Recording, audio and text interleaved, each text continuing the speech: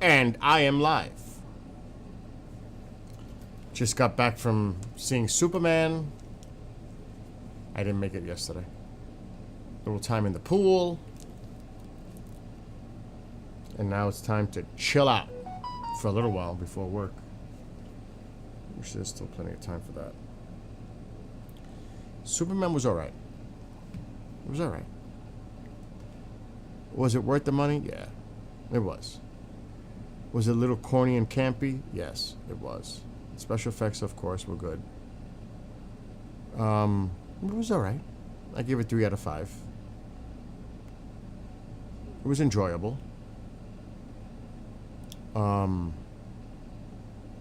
So yeah, I'm not saying anything about the movie. So I don't like giving away spoilers. But it was nice to just go to the movie theater. It was a nice one. Enjoy the little time out. Watch the movie. It starts right off. Now, I would have done things a little differently in the movie. What? Oh, Jesus. What's going on with Rumble? Looks like there might be a Rumble issue.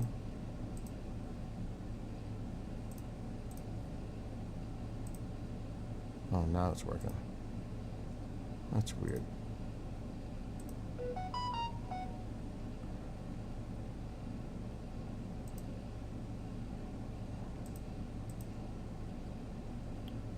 Let's mute that.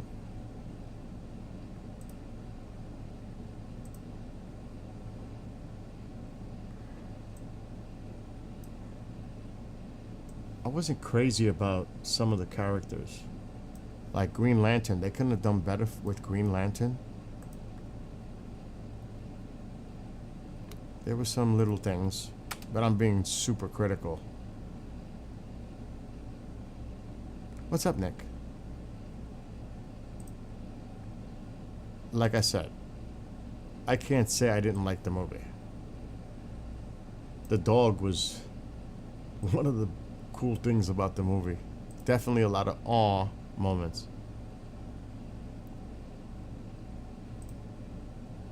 And no, it isn't as political as people making it sound to be. I don't even get that. He's an alien from another planet. It is what it is. I mean, I was like, really? What's up, Jade? Well, you know how things are today. Everything is that way. It didn't surprise me, some of the things that I've heard from people.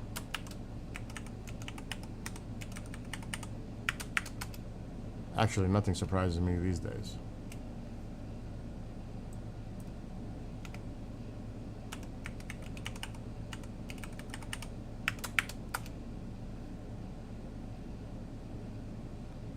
Okay, I'm just getting this sorted.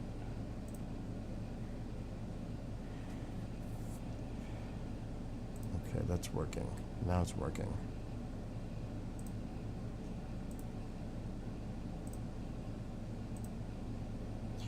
It's gonna be interesting how they integrate other characters into this new spin-off, this new reset, reboot of this DC stuff. It's gonna be interesting. I mean, I could see where they're potentially going. Superman has a major sense of humor in this. I don't want to get into details of the movie. But, I guess it's very comic. I guess it's comic booky. And it's definitely set to a younger demographic. There's no doubt about it. No doubt. This is a more modern reboot of Superman.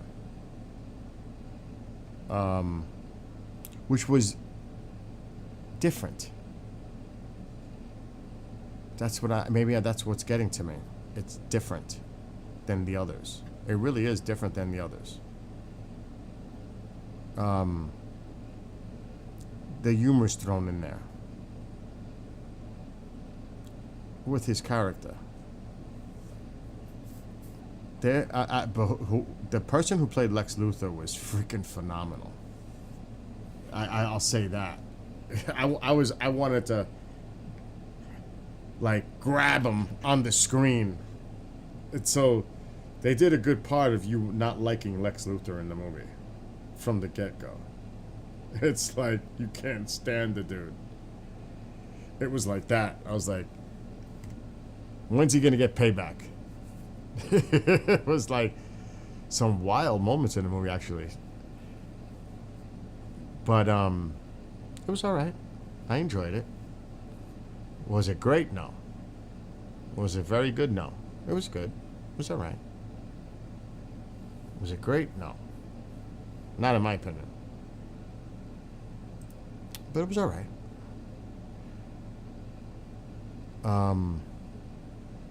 So yeah, that's my take on Superman. Would I see it in a theater? Yes. Would I wait for it to go on video? No. This is one that needs to be watched in a theater to enjoy the whole thing. This is worth it. I will say that. It's definitely worth the movie theater part instead of waiting for video. For me. I mean, there's other movies like I want to still go see, but I haven't seen the first part. I want to see Mission Impossible in the theater. The others, I could wait. But I do want to see Mission Impossible. I'm not an F1 person. Even in games, I'm not an F1 person. In the racing, I never got into F1. In real life, NASCAR, yes. Even Grand Prix, to a point. A little. Very little. I'm not into the F1. I don't even have an F1 video game. That says a lot. Because I'm so thirsty for racing games. I don't even have them. So, that's not my cup of tea. But all the previews that I seen, because this theater showed so many previews, I thought they all sucked. Every preview of a movie upcoming, I thought sucked. I'm like, there was one, and it's space-based, and then there's an alien, but it's one of these sentient aliens, almost like they never showed the actual alien. I was thinking this is like fucking E.T. in space. The Cat in the Hat cartoon next year, like what? It looked ridiculous. One with Jamie Lee Curtis, a comedy with Lindsay Lohan that looks. It could potentially be funny, but it just looks utterly ridiculous. Meant for like teens and people in their early 20s. You can see where they're targeting the demographic with this. Like I said, I didn't see one that I said I gotta go see that. Not one. I was not impressed at all. That's not good. So maybe I don't even know what that next year. I can't even. I almost slipped because there's something in the Superman movie that's leading to other movies. I can tell you that David Grush is working with a big Hollywood producer to make a movie. I think it's called The Ring for next year. So Grush is involved in a big movie. Big money. This is not a small production. This is major. So is Spielberg. So far it's called Disclosure for next year. So there's going to be 2 UFO movies released yet next year. But I was surprised about the Grush one. I don't know if it's even public. Fuck. It has to be public. I hope it is.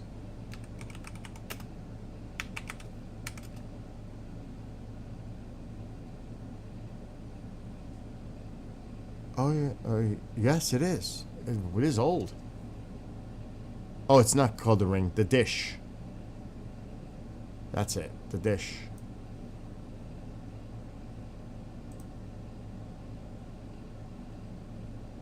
UFO disclosure theme feature, The Dish, but it's with Grush's collaboration. I don't know if it's mentioned in here. Yep, right there. He served as a consultant in the project.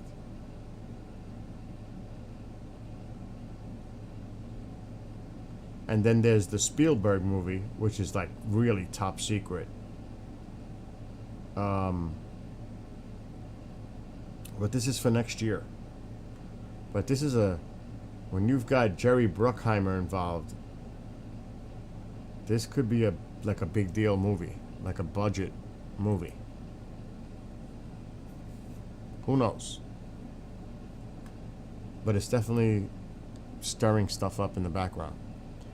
And then the Spielberg movie, which is so far called Disclosure, but it's changed names a few times. So who knows? I guess time will tell.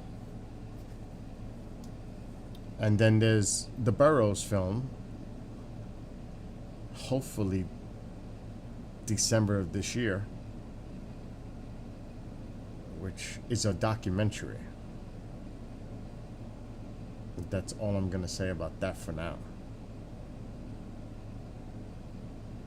Because that's all I'm gonna say for now about it. I'm sure when John wants to speak more about it, or Toby, or anybody else, then when they give me the green light to get into more details and specifics about it, I have the trailer. But right now I'm not going to get into specifics about it. Anyway, another hot day here. It's 3:17. I just came out of the pool. Alexa, what's the temperature? It's 88 degrees right now. 88. 88 and a low of 69 for the day. Alexa, what's the weather for tomorrow? Tomorrow will be mostly cloudy with a high of 86 and a low of 68. It's going to be warm in the morning. I might take a bike ride in the morning before it gets too hot. It's going to be cloudy, so that's good. What time is it now? I'm not up to going out now. I'm nice and comfortable. Plus I got a show at 7. I've never done a late afternoon bike ride. Do you know that?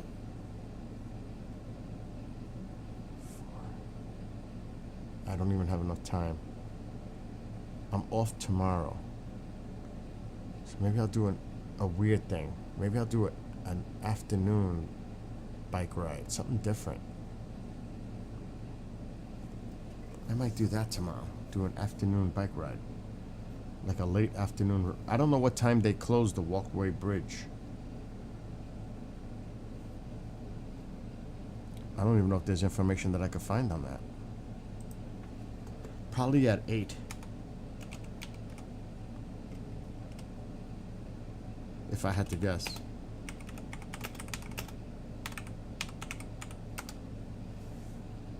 Walkway over the Hudson. Let's find out. I don't know. Look at that. The world's longest elevated pedestrian bridge.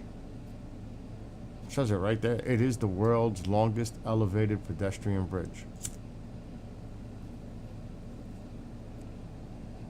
And that's what I ride my bike on all the time.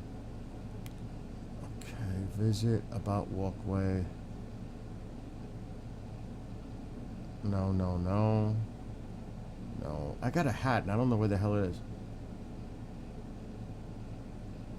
Hours.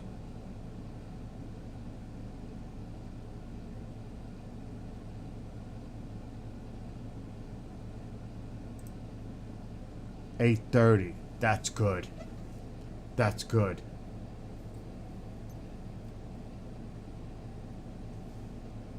That's really good. So I can go at like 5 o'clock tomorrow afternoon and do a late afternoon bike ride. Something different. I think I might do that tomorrow. Change it up.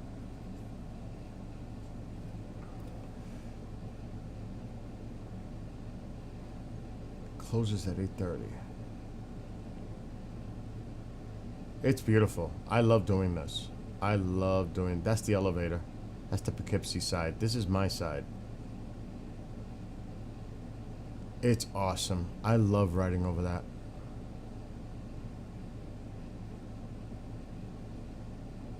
Yeah, maybe tomorrow.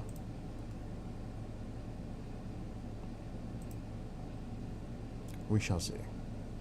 Depends on my mood. Because I am really dieting and losing a lot of weight. I'm down to 180 already. It's dropping. Like faster than I thought it was going to drop. I've lost 17 pounds in 6 weeks. 17 in 6 weeks. Oh shit.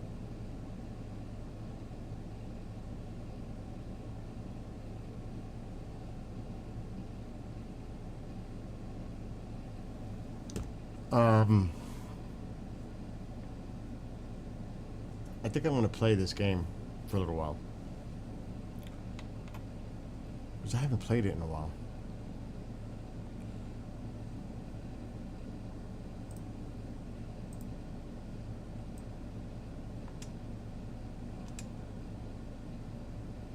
Okay, sound. I don't even know where the hell I am.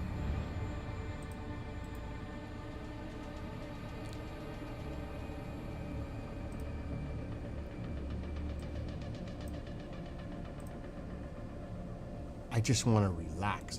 I've been out since 9:30. Before 9:30 I went out. Oh my gosh.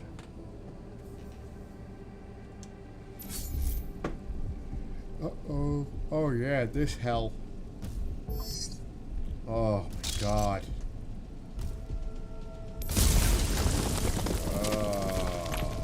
Into the hole.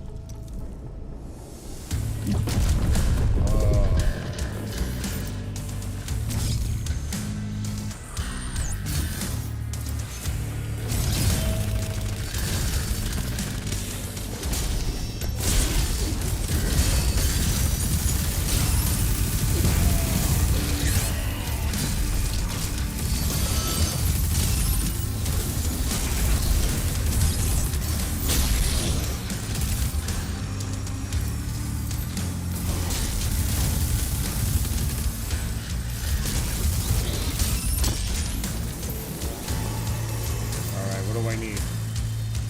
Health. Oh, it's not gonna give me health. I wasted that.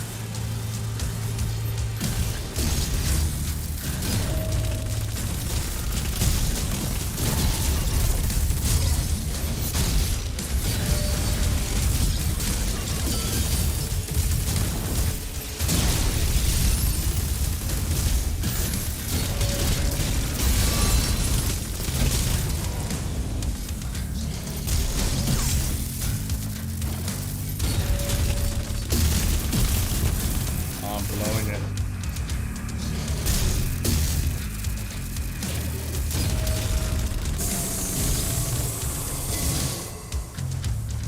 Okay, we don't need armor.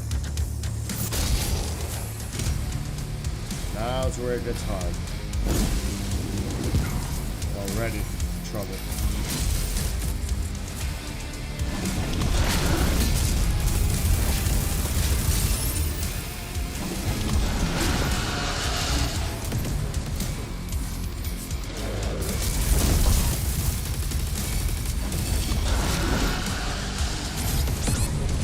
Come on.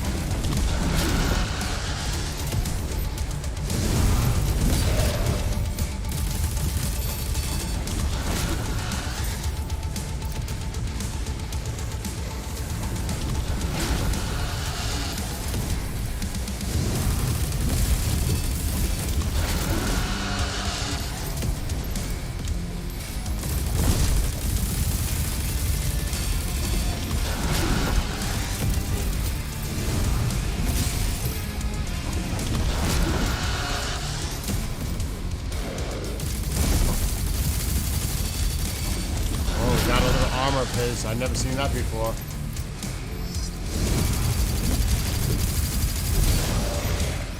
Oh, I'm trapped!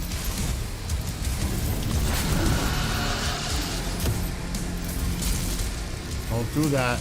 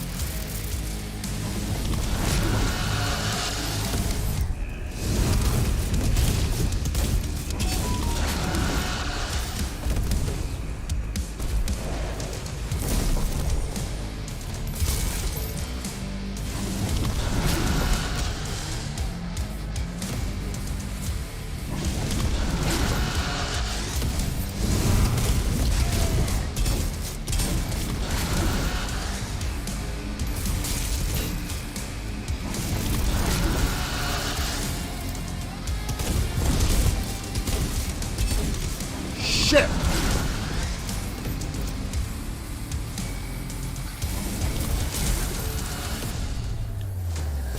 Is there another one?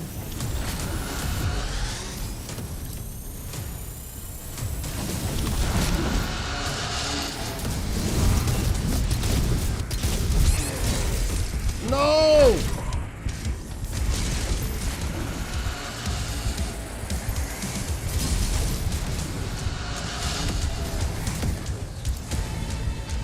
Oh my God, I'm done.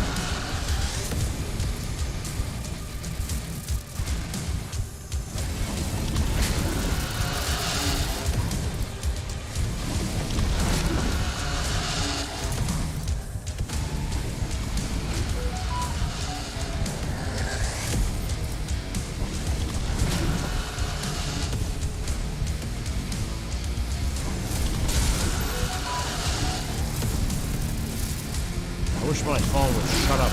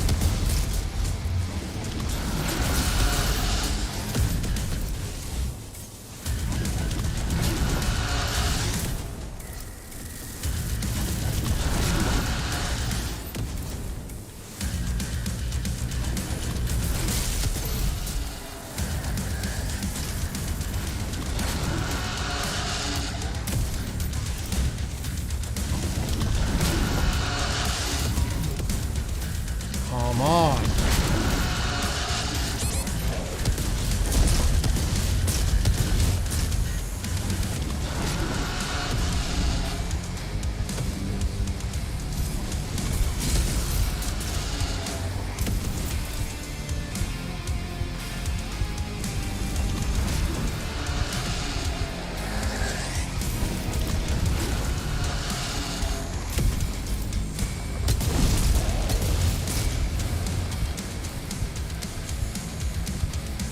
Took a little more out of him.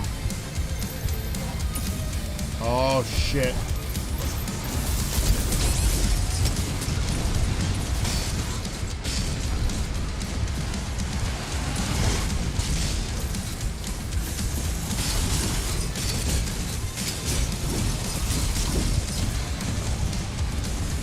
Oh, shit, I'm trapped.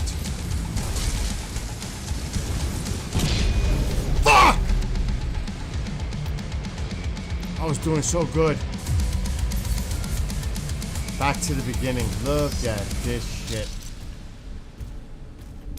Oh my god.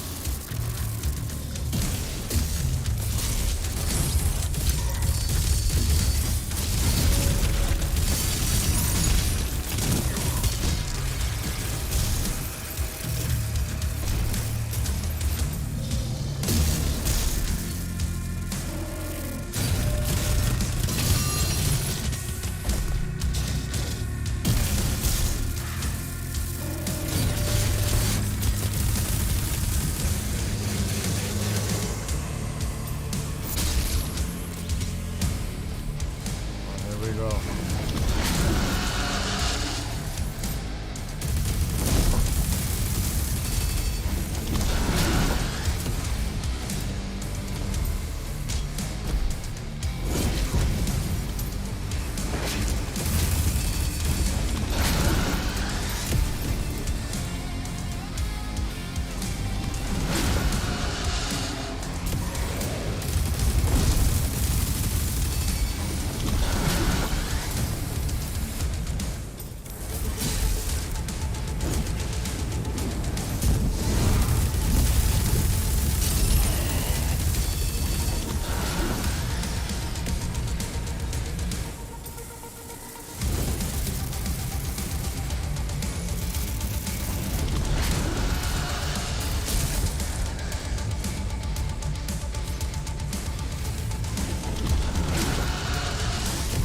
Oh!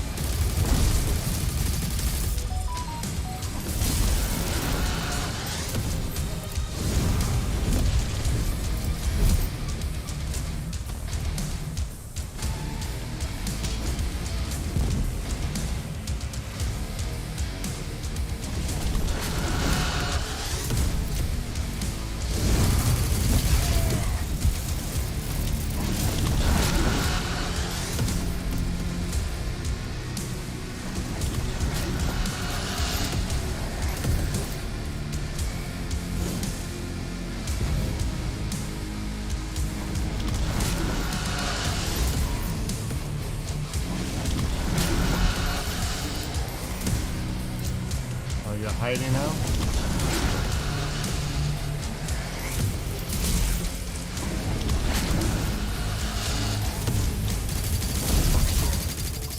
That is bullshit.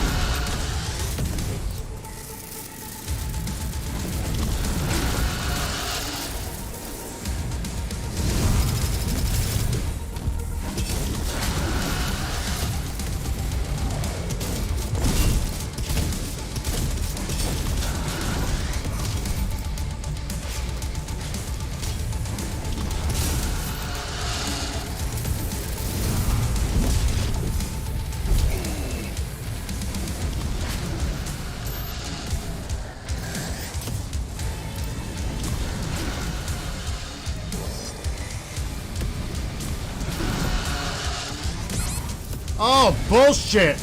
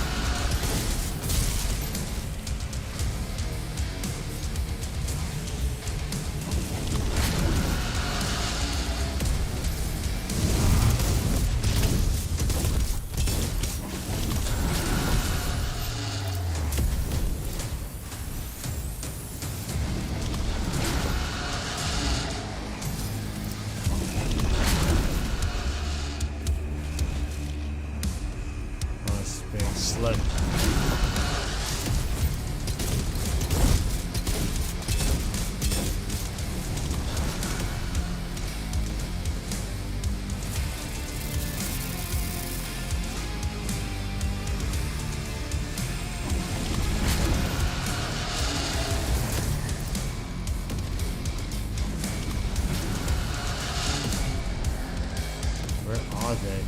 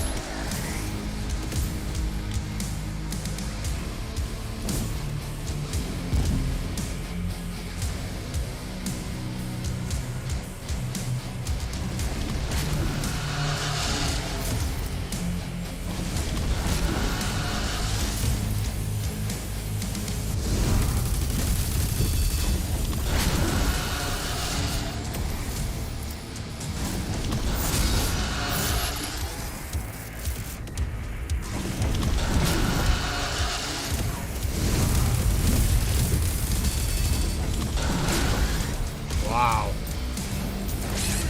Bullshit.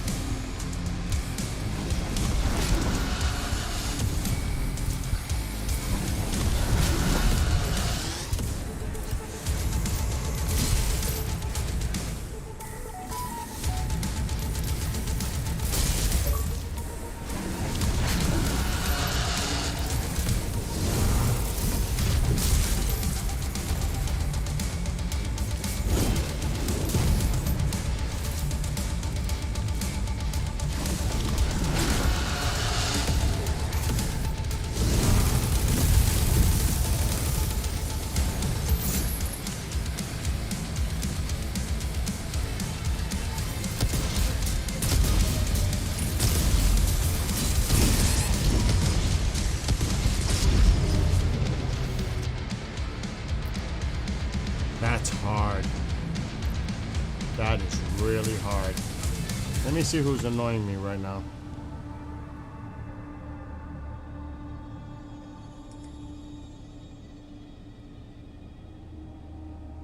Oh, this is not annoying.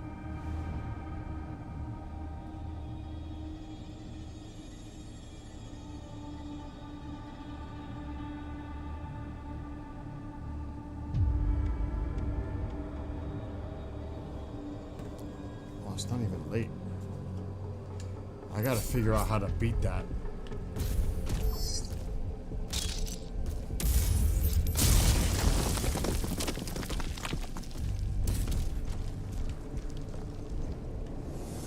Don't use no health.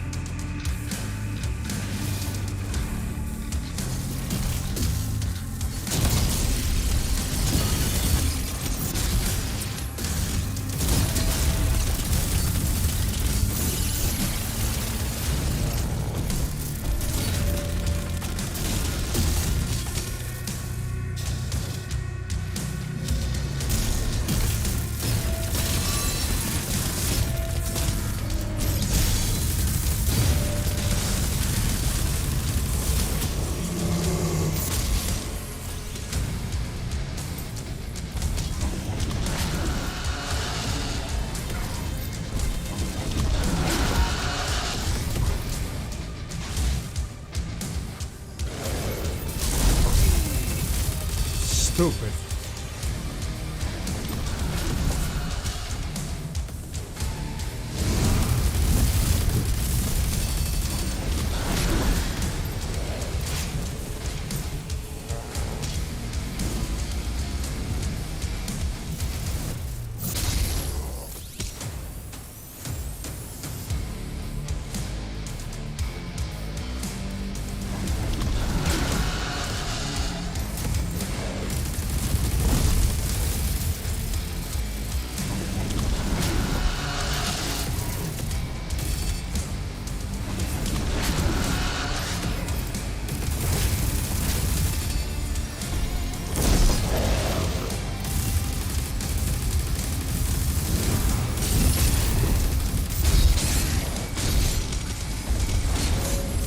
Get out of there!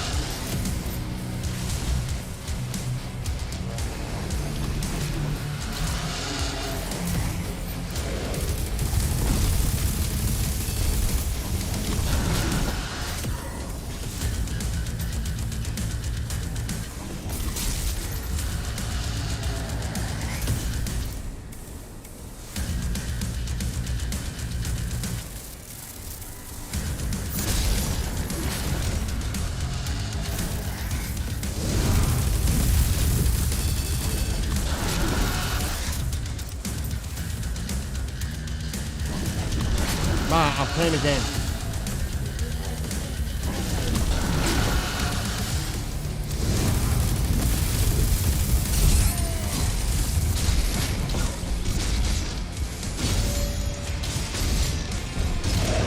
I'm stuck.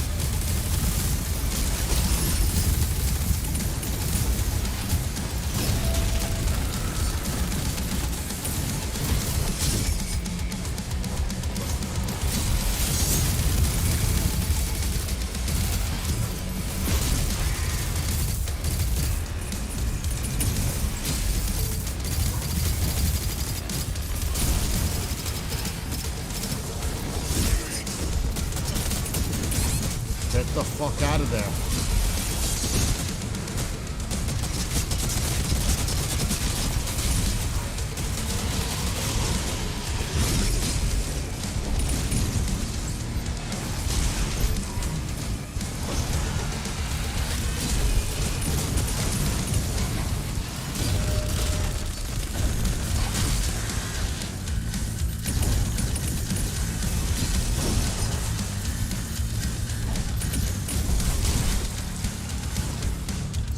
Jesus Christ.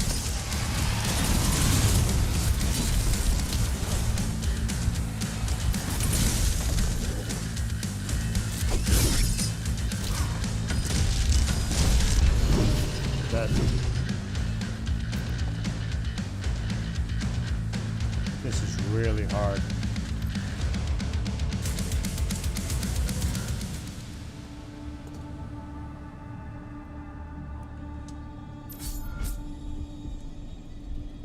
Wow.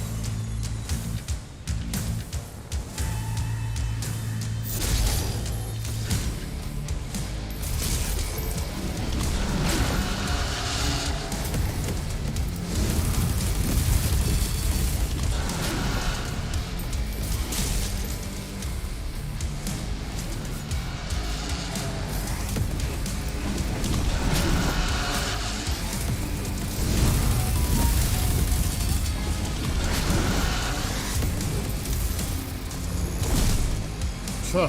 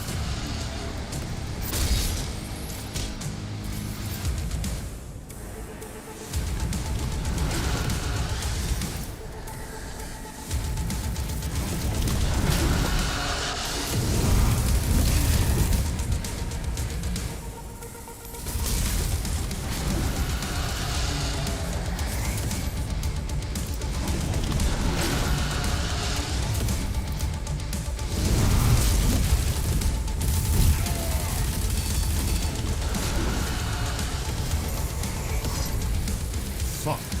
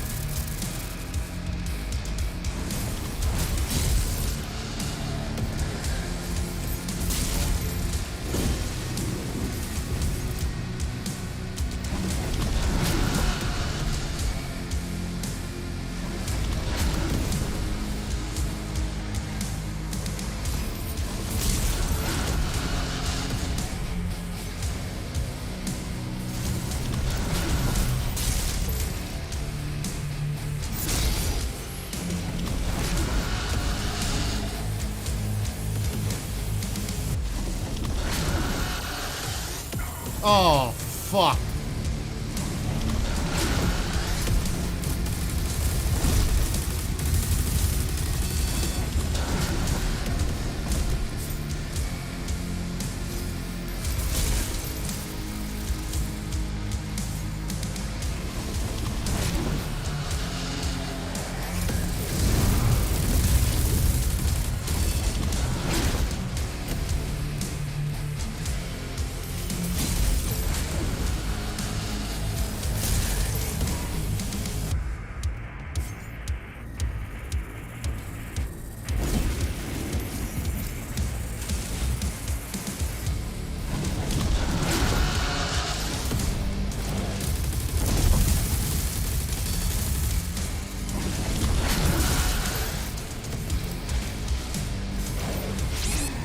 Sure.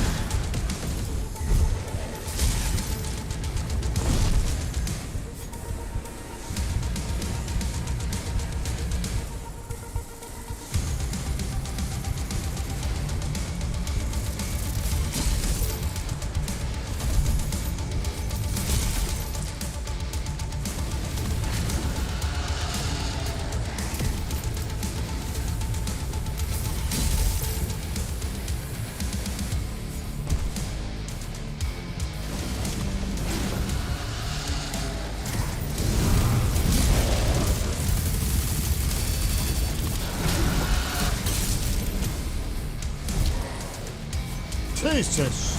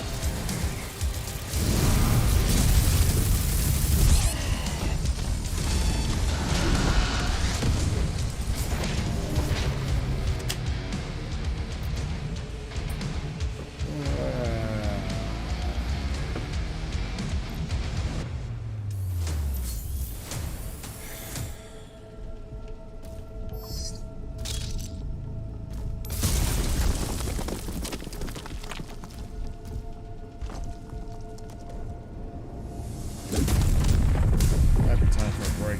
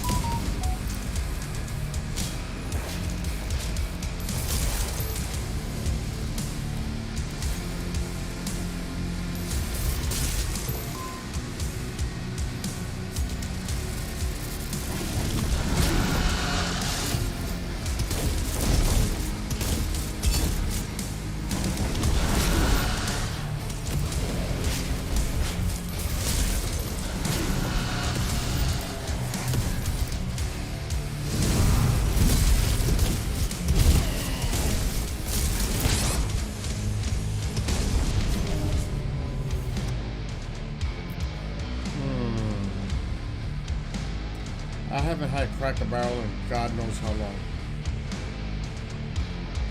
But right now, it's time for me to eat lunch. I went to the movies, I went in the pool, a little busy. I need to take a freaking break before work tonight. But no, the last time I had Cracker Barrel, oh my God.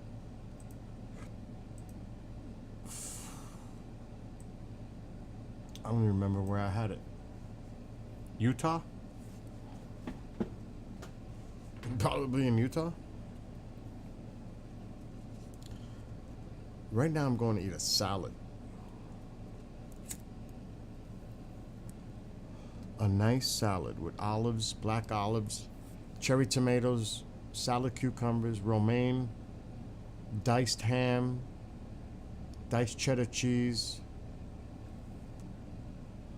I haven't had anything to eat yet. Oh, a pretzel at the movie theater. So I'm like hungry. I'm not working yet, but I'll be working in a little while doing shows.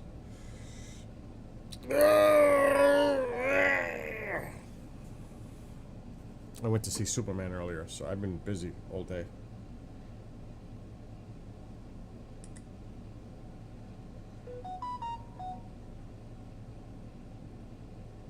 What?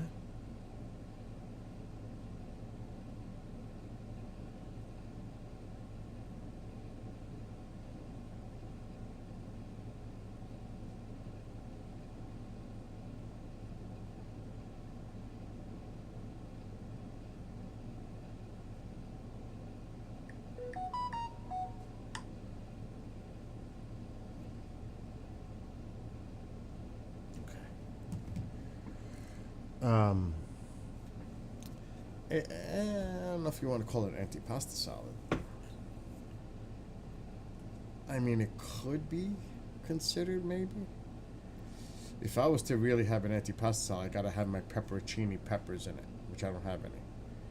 That makes it more antipasta for me. I have to have my pepperoncini peppers in there.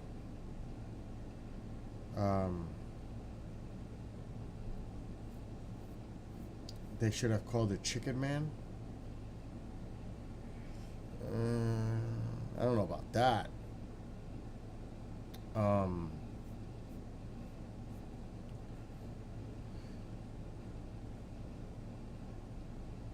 thinking like in that term, Chicken Man.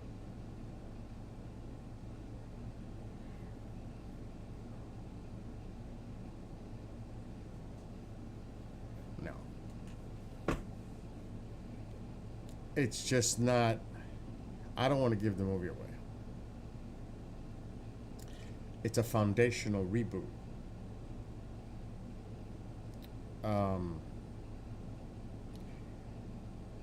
And there's just a whole bunch of shit thrown at him.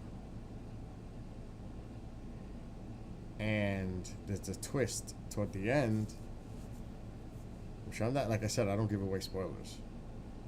I wouldn't call it Chicken Man.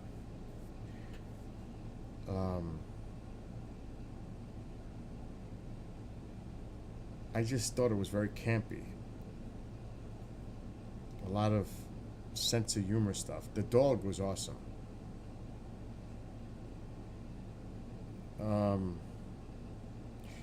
Actually, that's not what it's meant to be. The Man of Steel also has a human-like characteristic side. And an emotional side.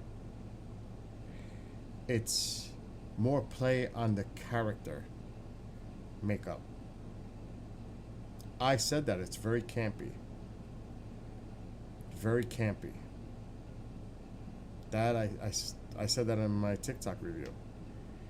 Very campy. It's meant for a demographic, a young demographic. You could see what they're targeting in the movie. Definite. On a scale from 1 to 10, what would I rate it? 6. A 6. Definitely not 10, definitely not 8. A 6. It was good. It was alright. It was better than 5. So I'll give it a 6. Oh yeah, it's, I mean,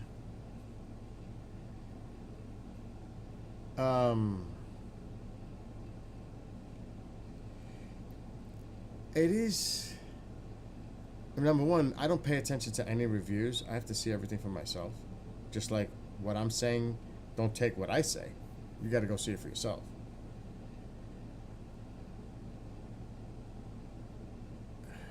Goofy, no.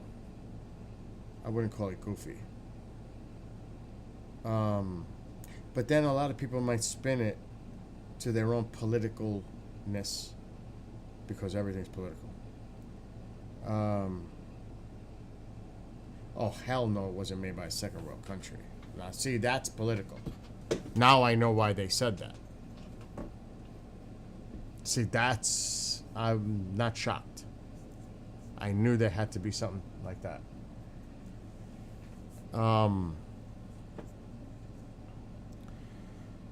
It was... Like I said, I'm not going to give away spoilers. It was actually a good starting point to build his character, because in this one he's still growing as a character. He's still growing as Superman. He really hasn't found his true identity yet. It's a foundational movie moving forward. That's what I would say. That's what it's for. It's a reboot.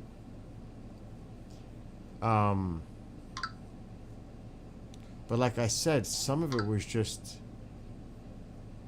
corny. It was like too much. Like I said, I could tell it's meant for a younger demographic.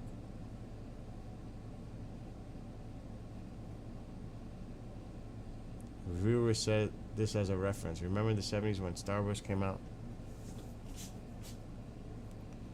Well, LucasArts did do the special effects. They're part of it for this movie. I thought the flying scenes were stunning. The best Superman flying scenes I've ever seen. So I don't know about Second World Country made it, because the effects were fucking phenomenal. So I don't know about that. But CGI is not what makes a movie.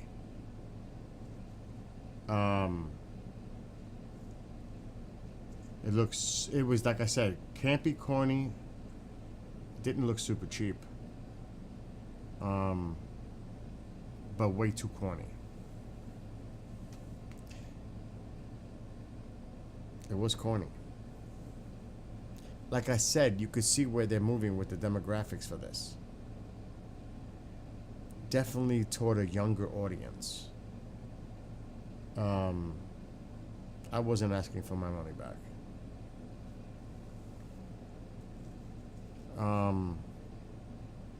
I actually thought it was okay. I did. There were some cool awe scenes in it too with the dog.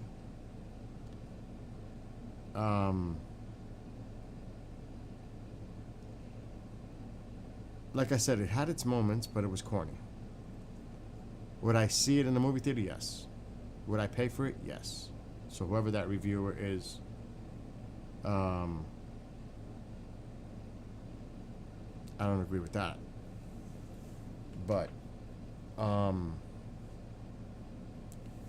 would I see it again in the movie theater? Like if I never seen it before? Yes. Would I go see it a second time in the movie theater? Hell no. But I'm not saying I'm dissatisfied. I didn't walk out of the theater saying, "Oh, I wasted my money." Hell no. I didn't say that.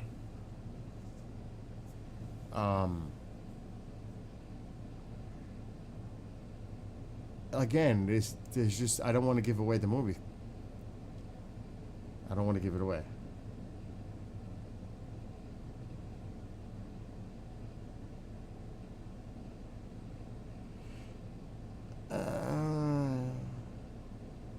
I don't know about that.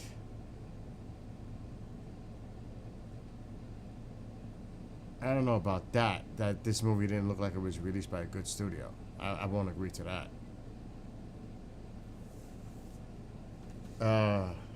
If I can get my money back, no. No. It wasn't that bad. Hell no. Hell no. No.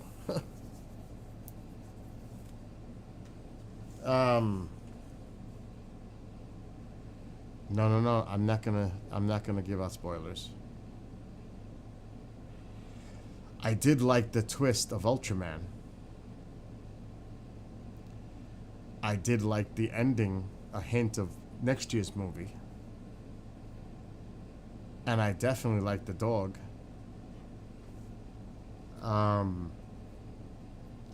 I just thought it was too much sense of humor when it wasn't necessary. From Superman. It's like the Superman I'm used to is when he's the reporter, he acts like dumb, like he's nerdy, and then when he's Superman, it's a serious character. In this one, he makes jokes while he's in character as Superman. I was like, I don't know if I necessarily like this. You know, he's making jokes. It's like, yeah, it didn't. Yeah.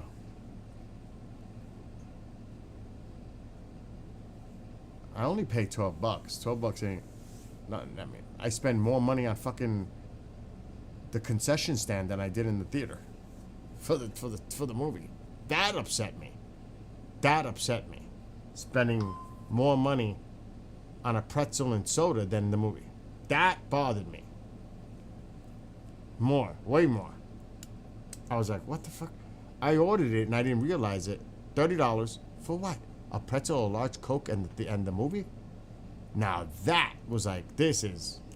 So now I know always to eat before I go in, because that was just ridiculous. No. I'm saying $12 for the ticket, $18 for food. $12 to get in, $18 for the food. It's like, how much is a freaking pretzel and a soda? Rip off. That upset me more.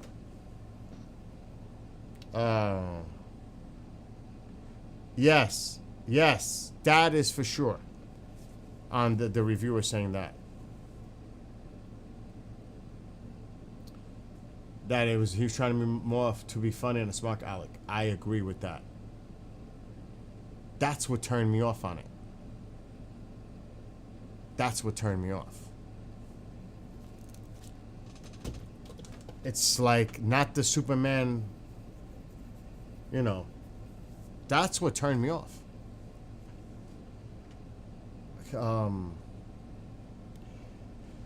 See, Godzilla King of the Monsters, how many minutes was Godzilla in the actual movie? It was a joke. I was pissed when I went to see it in the theater. What the fuck is this? I didn't even see Godzilla in the movie. And most of it's dark. That one did upset me.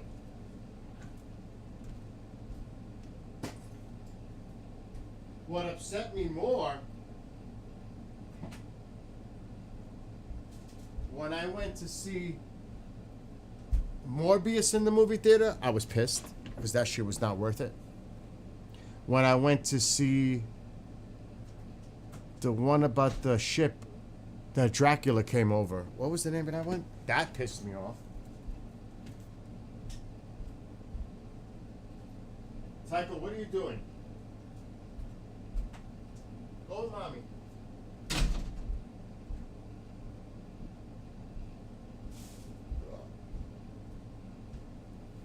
I'll put it to you this way.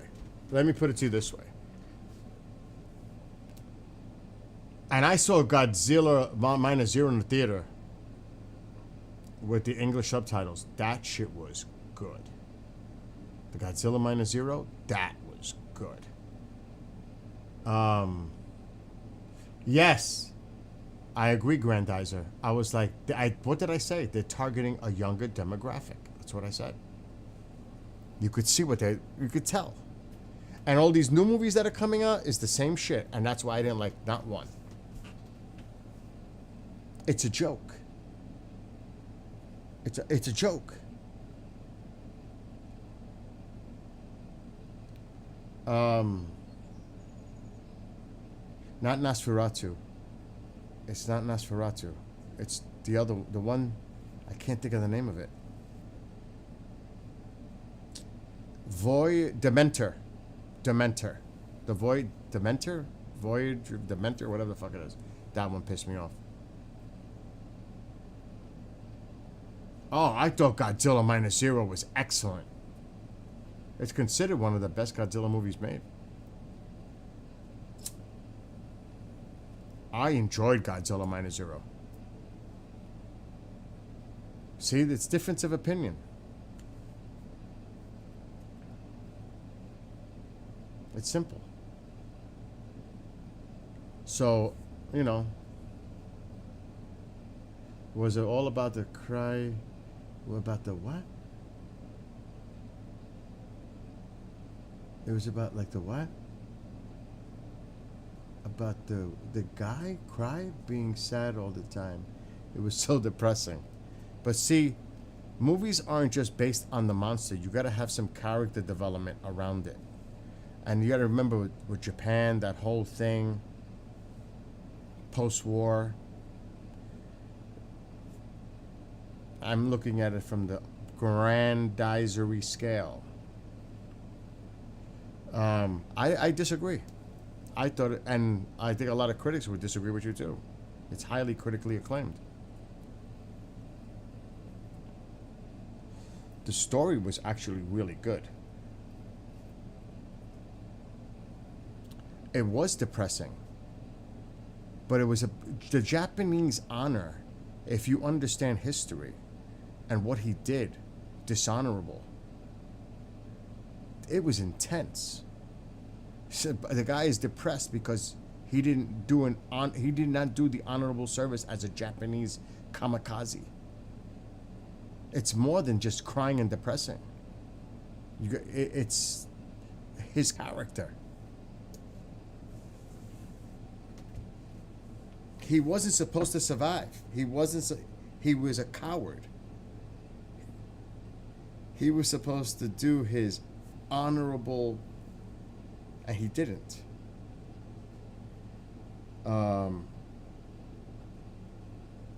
It was about the guy. It was meant to be about the guy. It's not about the monster. The monster is a part of the context, but it's about the character development of that. That's why the Godzilla movies in the United States have just gone so fucking out of control. Now it's like as a kid watching the old Godzilla movies.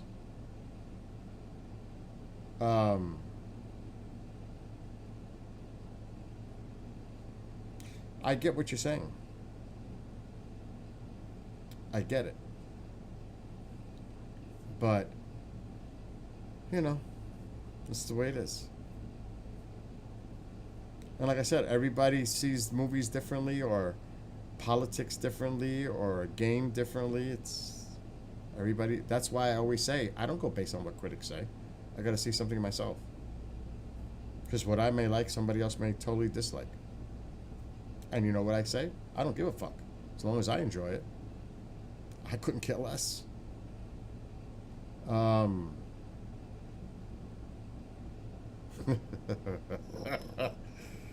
So, you know,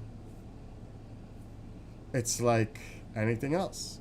It's like, it is a disgrace what I'm seeing on TV when I turn it on, to see how now weather modifications coming in again, and politicians are fucking supporting this. And I'm like, what is wrong with people? They're destroying the NOAA. They're destroying the Weather Service. They're destroying any science basis because they hate the word climate change. It's a mission to destroy the science because they don't like it. Fossil fuels don't like it either. And I'm like looking at this shit and I can't even watch it. It's a disgrace. It is an absolutely utter disgrace what's going on. It's, as a weather guy, and I'm seeing what's going on, but there are people that love it. It's, you know, it's a matter of opinion. But for me, um, oh hell no! I don't go based on what critics say, or reviews. I gotta go see it myself. But I gotta think: is it worthy to spend the money and take the trip to go to a theater to see it, or do I wait till it comes out on a streaming platform? That's the ultimate choice. Is it worth it? And I think that's what a lot of people say. I'll just wait till it comes out on whatever platform, you know? Yep. Even horror movies, critics hate it. You know, I don't go, like I said, I'd never, ever, ever go to a movie based on what a critic says. Never. Hell no. It's personal interest. I personally don't give a fuck what anybody says at any given time. You think I'm going to let a critic influence me on anything else? I'm a person that does what I want to do, not what people tell me to do or recommend me doing. I'm going to do what I want to do. I never told a line. Never. If I want to do something, it's because I want to do it, not because I was influenced to do it or told to do it. You know what I mean? And we all should be that way. So I have no value in a critic. The critic is me. That's all that matters. You know what I mean? And now they're going to come out with a sequel for Godzilla Minus Zero. You know?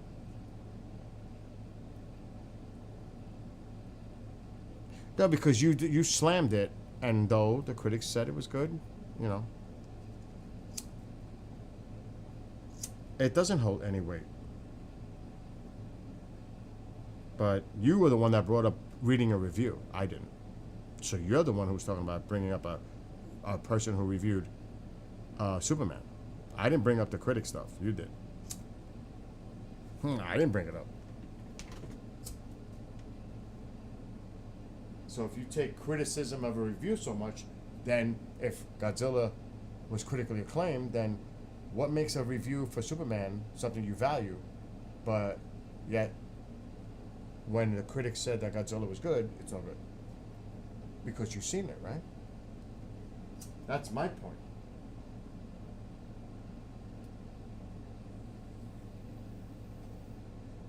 It works both ways. Like I said, I couldn't give a fuck less. Again, the critic question is irrelevant because I don't look at reviews. I don't care about reviews. I don't care what the critics say. You're the one who brought up the review about Superman being corny, campy, whatever the fuck, goofy. I didn't bring that up.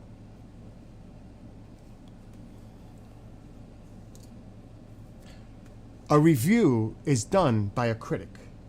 Whoever you're critical of the movie.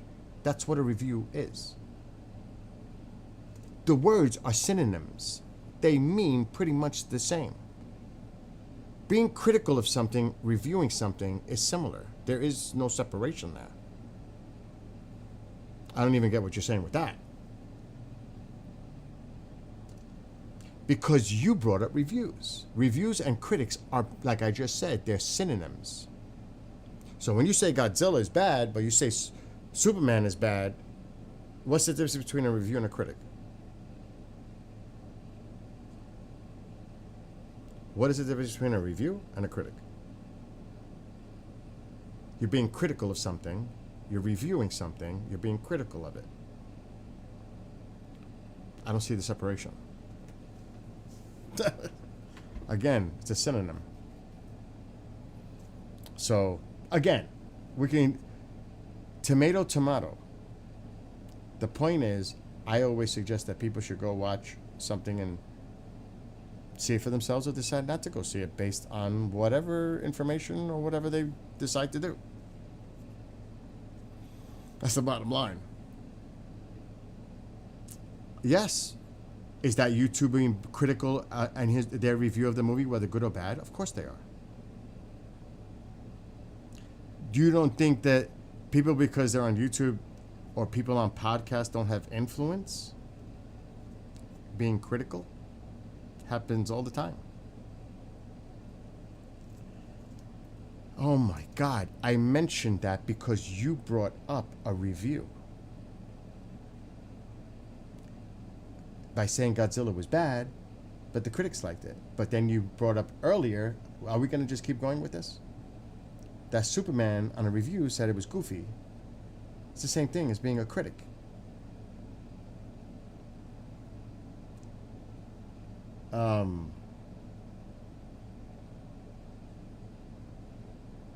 Oh my God. I'll just stop right now and I'm not going to pay attention to anything else you're going to say, Brenda. No offense, but I'm not going to get into this like constant here. This is just a waste of time. Honestly, it's a waste of time. Again, you could have a play with words. I'm not going to even feed into it no more.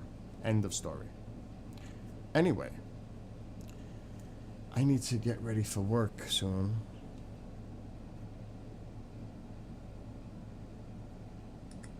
Let's see who the freak is messaging me like crazy.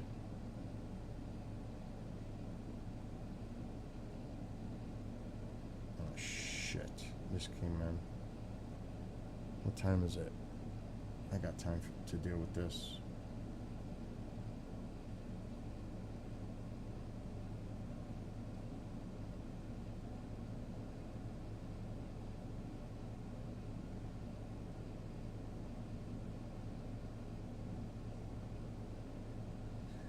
Why did this come to me?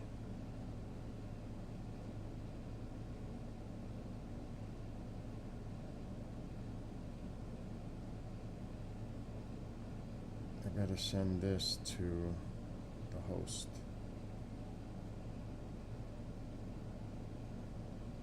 Forward.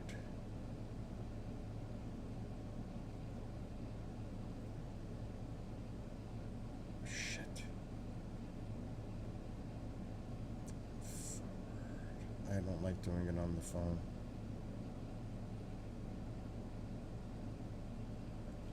Right here.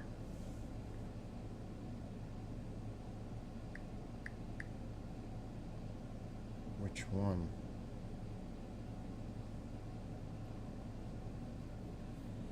Shit, I better send it to both of them.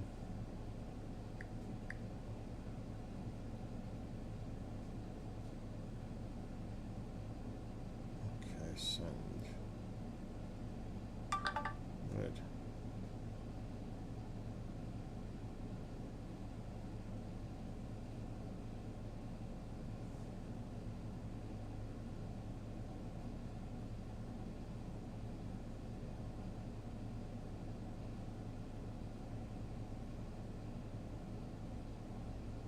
Oh shit, that's crazy.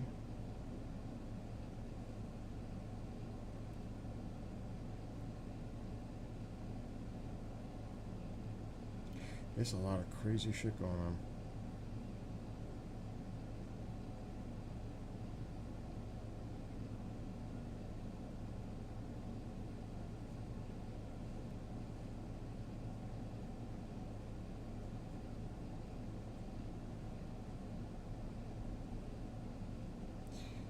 It's too bad they closed the fucking George Washington Bridge. I would have went bike riding in the city tomorrow. I wonder if I could pull up that camera, see if they're still... I would have to leave early in the morning.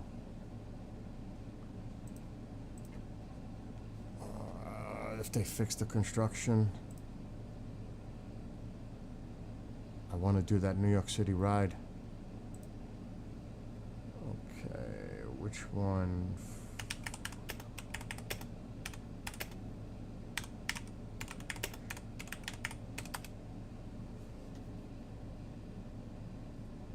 I need a live view.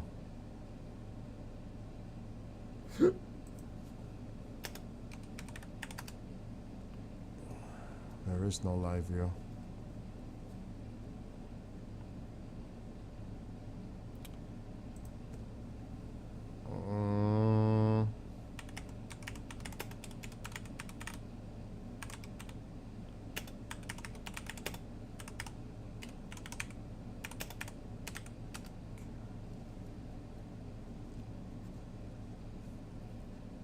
That's not gonna help me.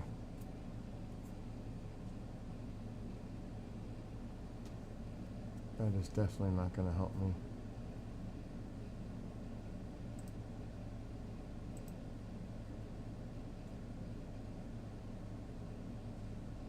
No good, no good.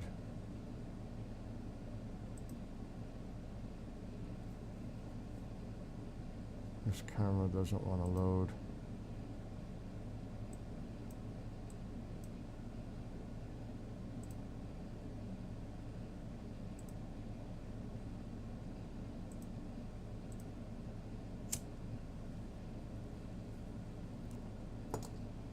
Fuck.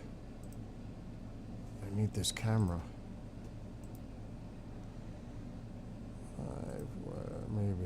Maybe. Temporary offline.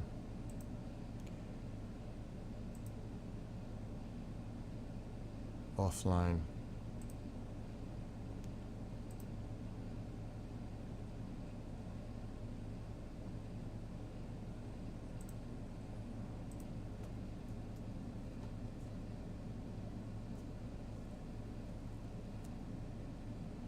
There's no live camera.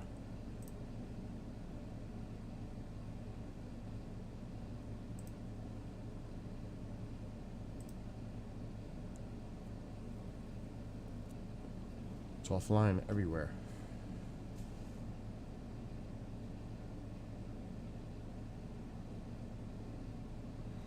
Let me just try to type it in. Is the walkway on GW Bridge open?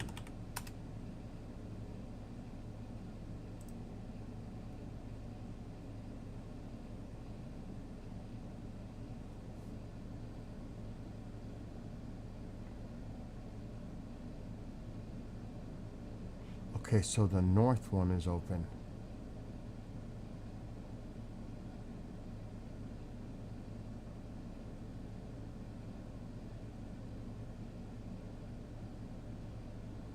So the North Walk entrance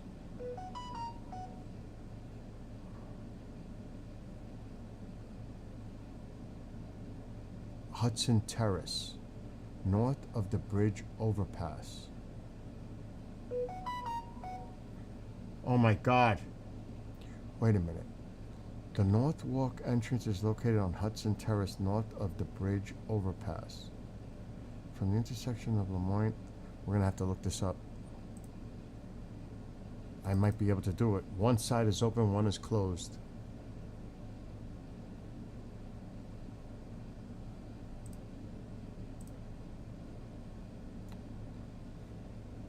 Lemoyne Avenue. What? Bruce Reynolds Boulevard.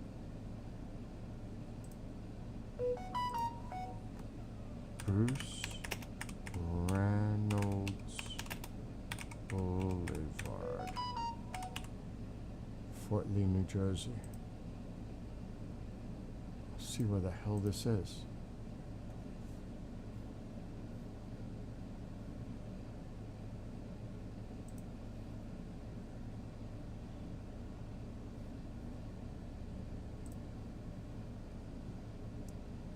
Okay.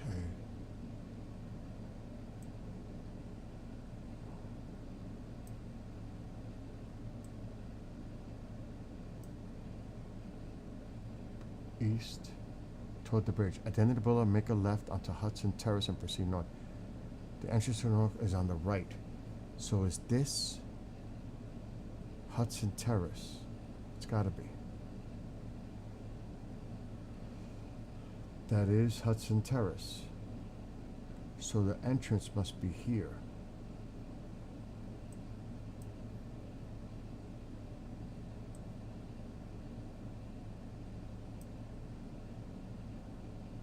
Even though the construction shows it.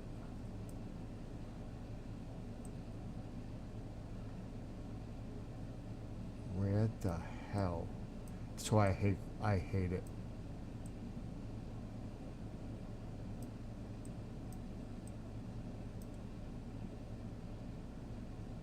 At the end of the boulevard, make a left Approximately 2 blocks, the entrance to the North Walk is on the right.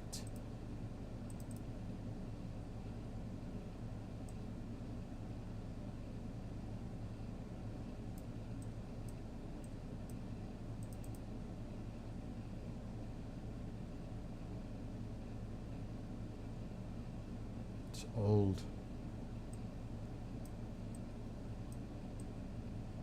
So maybe it's before this.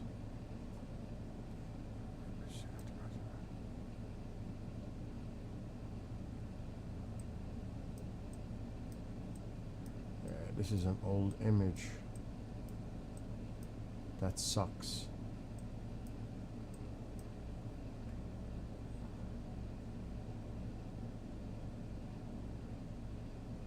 I can't tell. The South Walk is currently closed due to construction. The North Walk entrance is located 180th Street and Cabrini Boulevard. So let's try that. Cabrini Boulevard, New York.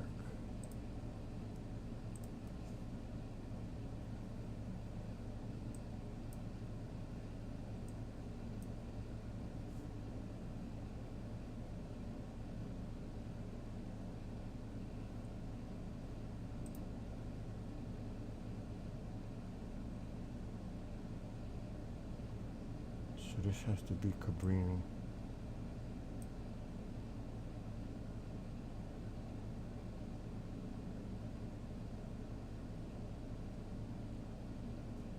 That is Cabrini. So this side is open.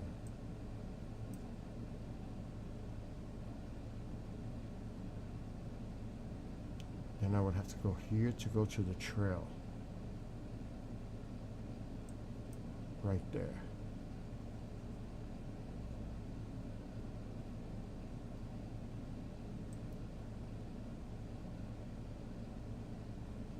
Shit.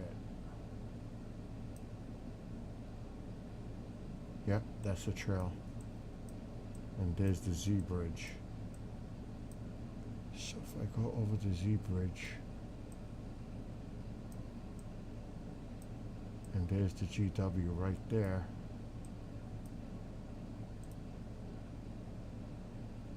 Z Bridge to here.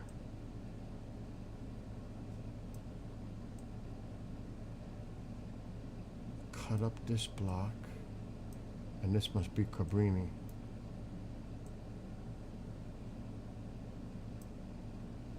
I gotta get down there. I might do this tomorrow. That's Haven. Where the fuck am I? Oh, a couple more blocks down.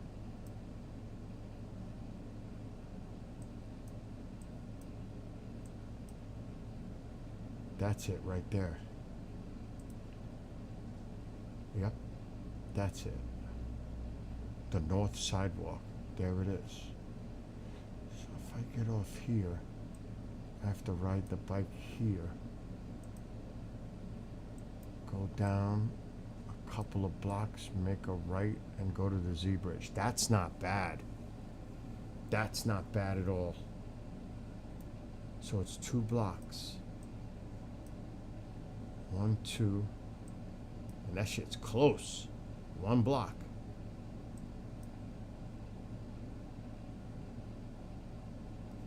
And then 1 block here to get on the trail and head to New York City on the bike trail. Do I want to try that tomorrow though?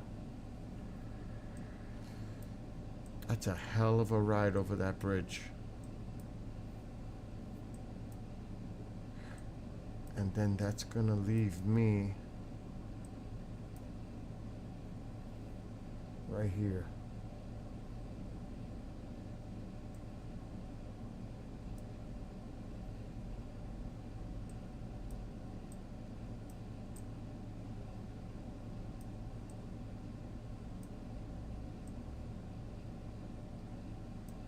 Why does it look like it's closed?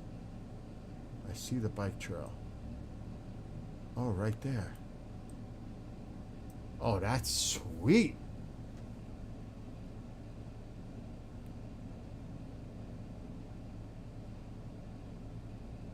North Walk.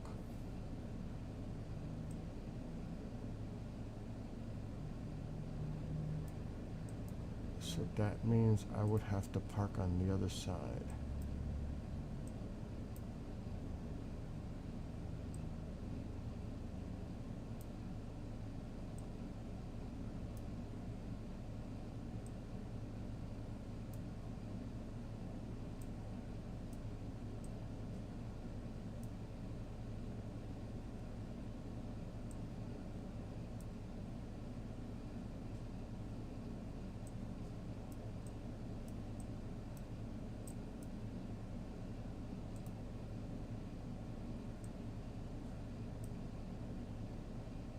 Ah, right there.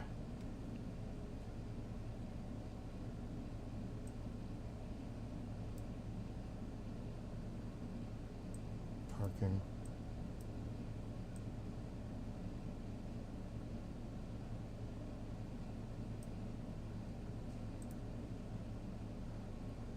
Okay, so if I left here, the end of the road, go down to here, come out to here, cross the street. I gotta get down there.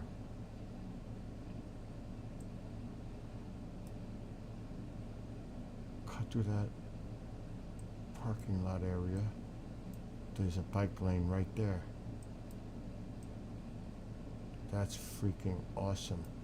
So if I go to this light, what street is that?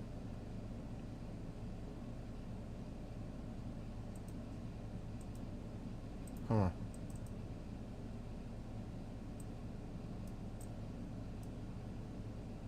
I think it's one more.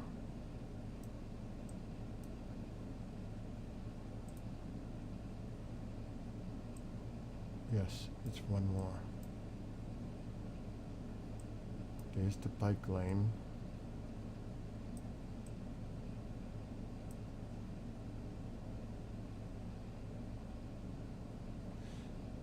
I ain't going that way. It's got to be this way. Cut through here and there. The bike lane, there's a light there.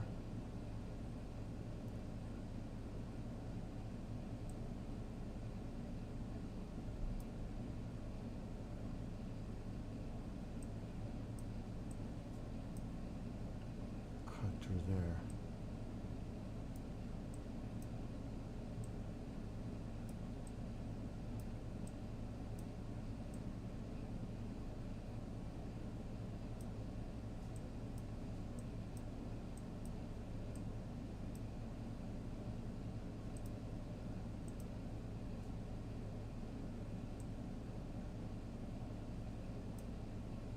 Central Avenue. Central Avenue, make a right, cut through this building. Come on, come on. Okay. Central Avenue, cut through this side block to get to here. Now, what is this?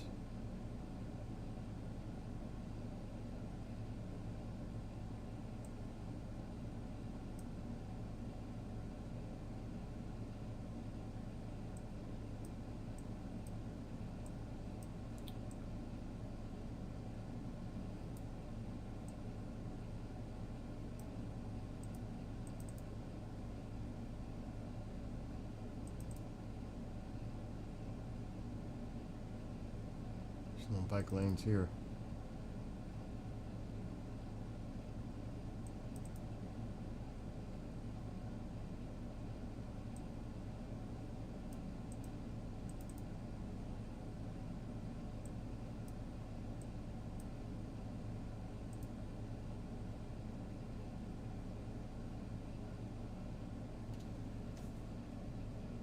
That is the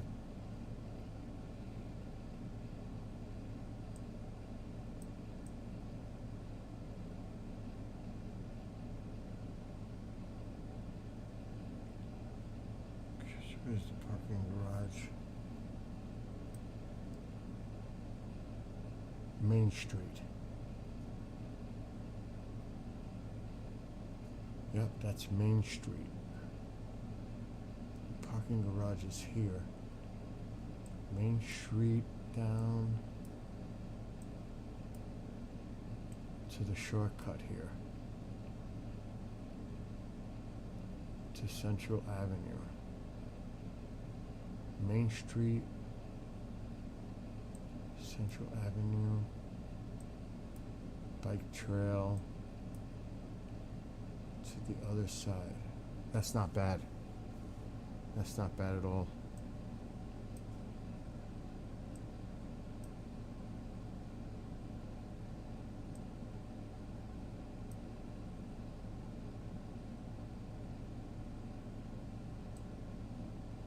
That's a nice little stretch here, though.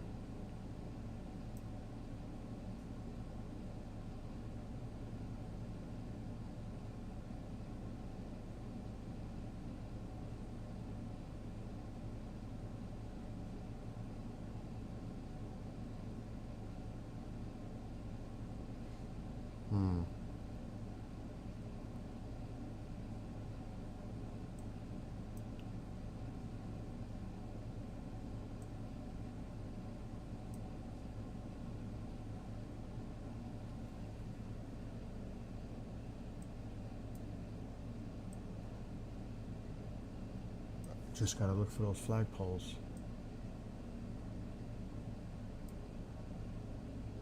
Now, how the hell do I get here? Palisades? Where do I get off for the Palisades?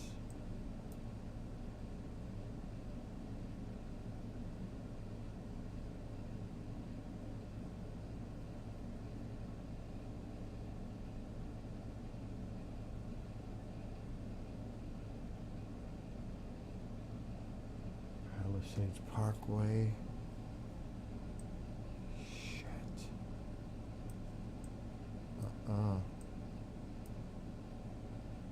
Right here.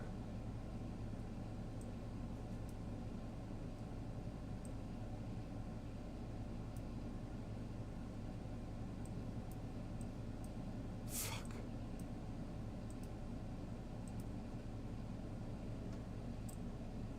Hudson Terrace. That's it right there. Last exit before toll. That's where I get off.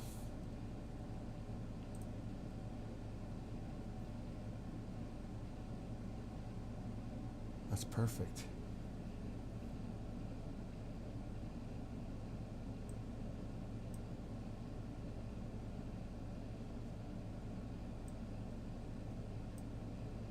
This is Hudson Terrace.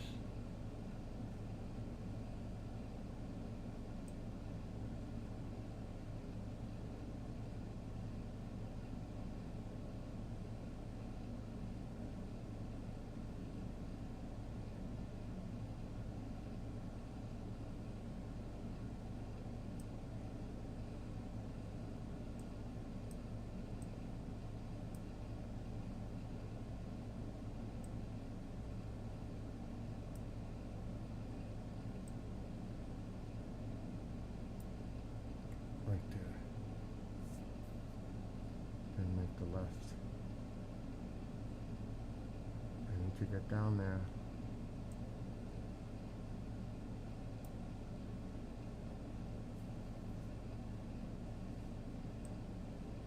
Yep, come out of here.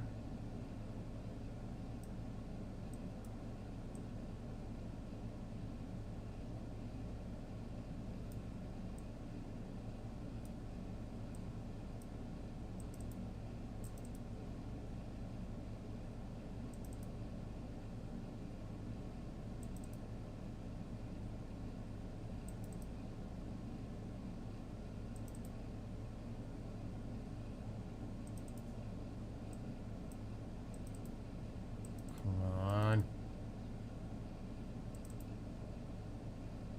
Really?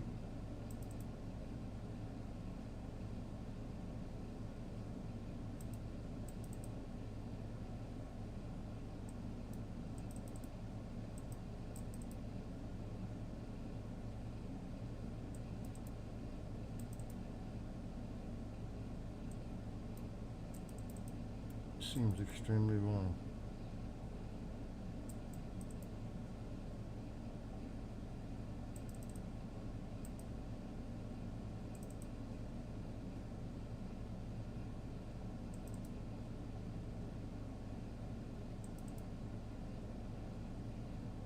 Look at this shit, it's not giving me no progress. And that's right. That's it. That's Hudson Terrace. That's perfect.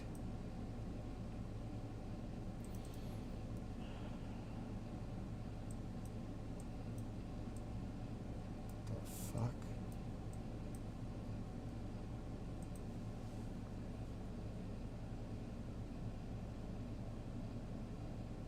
It just got crazy.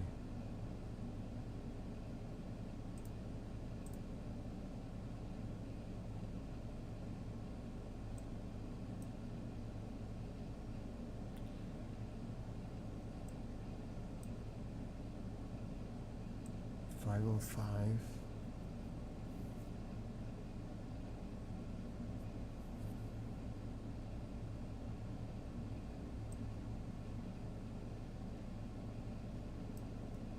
This is the best way to go. Central Avenue, turn. What is this? To turn the car and then go that way to the parking lot. What is this?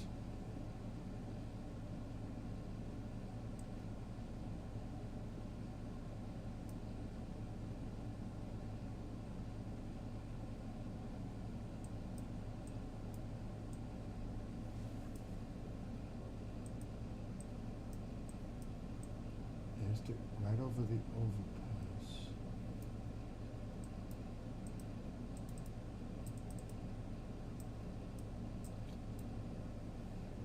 Bruce Reynolds.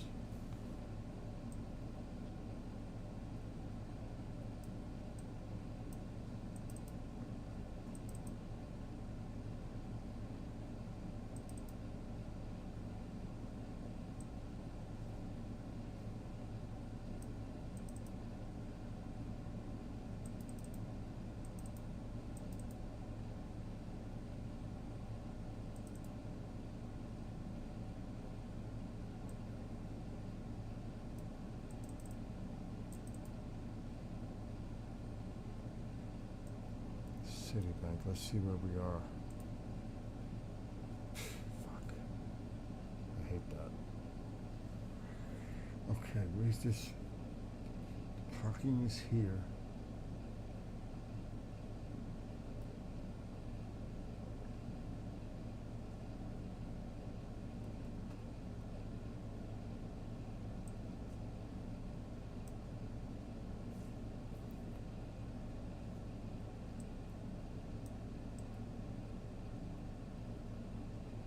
That's the building I gotta keep an eye out for.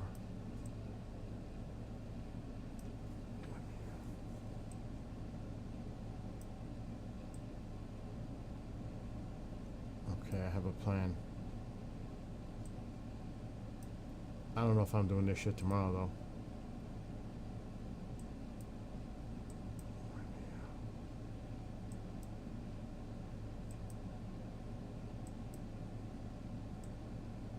Yep. This is 505.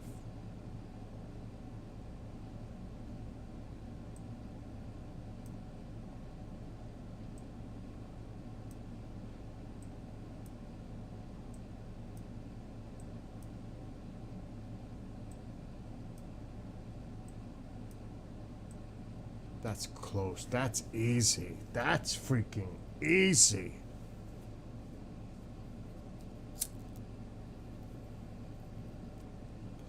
Now, how the hell do I get back onto the Palisades coming home?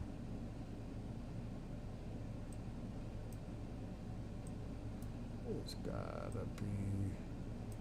let's go back to 505. 505.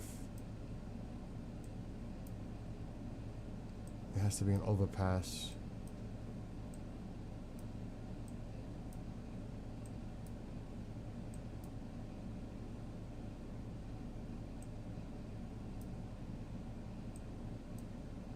Let's get back onto this shit north. There's no ramps.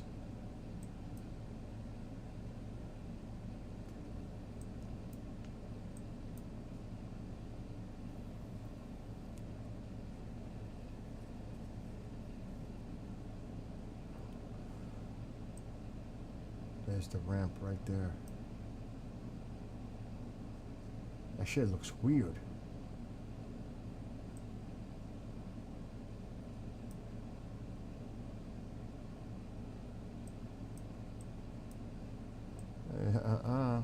Oh, there it is here. That looks so bizarre.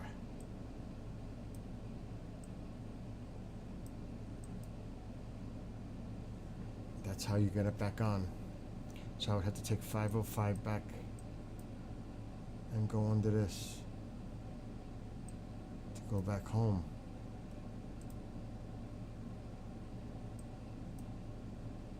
It's actually a dead end. That's even better. Can't miss it. It's a dead end. What is that? East Palisades Avenue. Oh, that's easy. Oh, that's freaking cool. Easy. 505. 505 takes me to that street to go to the parking lot. And I also get off the Palisades to get off onto 505, onto that right there. And then the garage. I make the first right after the overpass. Go straight up to that Winia building. And make a left, and I'm at the garage. So I might just go with the bike this way and down this way till I get to here, and then go this way and get on the trail. That's a lot of planning. Holy shit. Oh my God. It's crazy.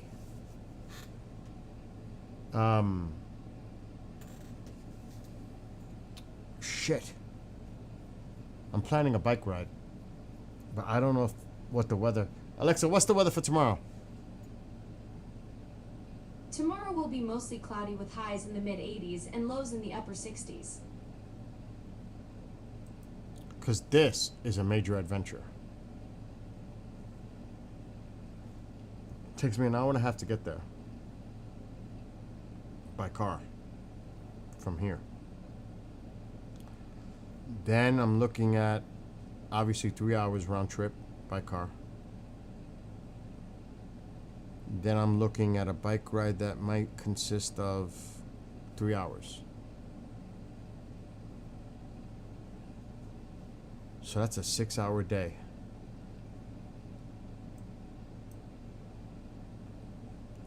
I don't know if I'm up for that for tomorrow. But the plan is to ride the bike over the George Washington Bridge, swing around here, get on the trail, and go all the way down this to the end of Manhattan. To there. The Battery. That's a crazy trek. And then, of course, back. So, from here to there, and then back. That's 40 miles total. Looks like a lot, right? It's 40 miles total. It's not so bad. I do 30 all the time. I'll bring extra e-bike batteries for this.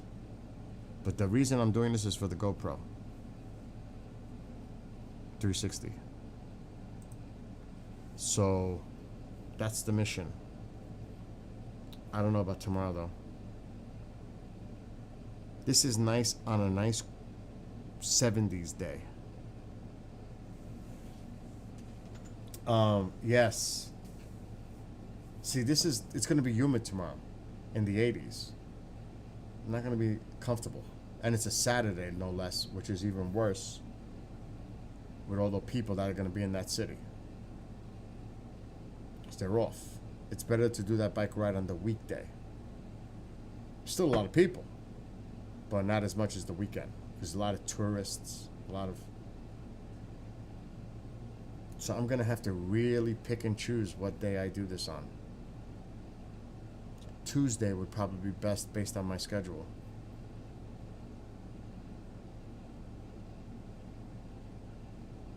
Parking will be easier. Like I said, less people.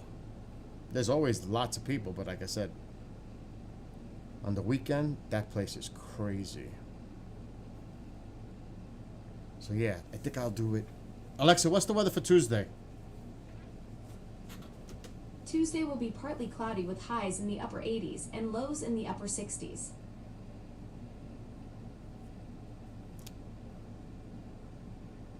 Shit. Let me look at this weather. And then I'm getting off to eat and then work.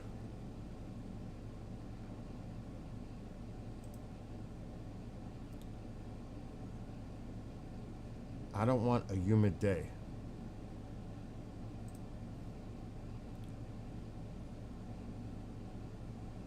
Psh, 88, humid. Humid. And I don't trust anything further than that, so I ain't bike riding down the city for a while. Not until this weather changes up a little bit.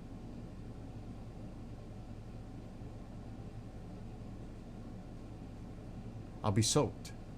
I'll be uncomfortable. It's got to be a nice day. There's no nice day in the foreseeable. It's all humid with a chance of a thunderstorm. Every day.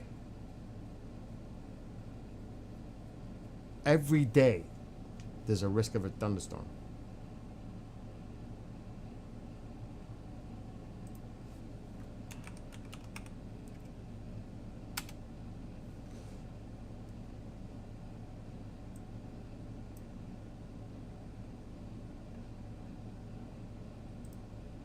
Yeah, screw that. It's 90 over there, Nick? Alexa, what's the temperature right now? It's currently 85 degrees and feels like 91. Humid. Feels like 91.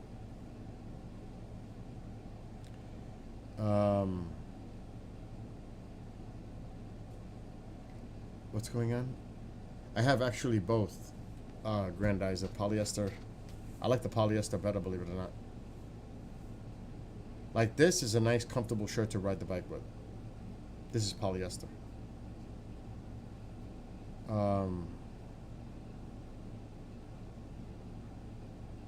Oh shit, the rim is bent.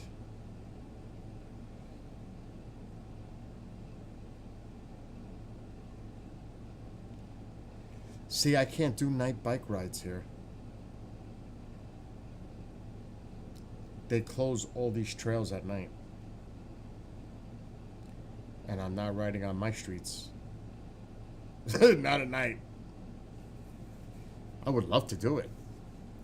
It's just dangerous. Too risky. It would be nice if there was a trail that I could do at night.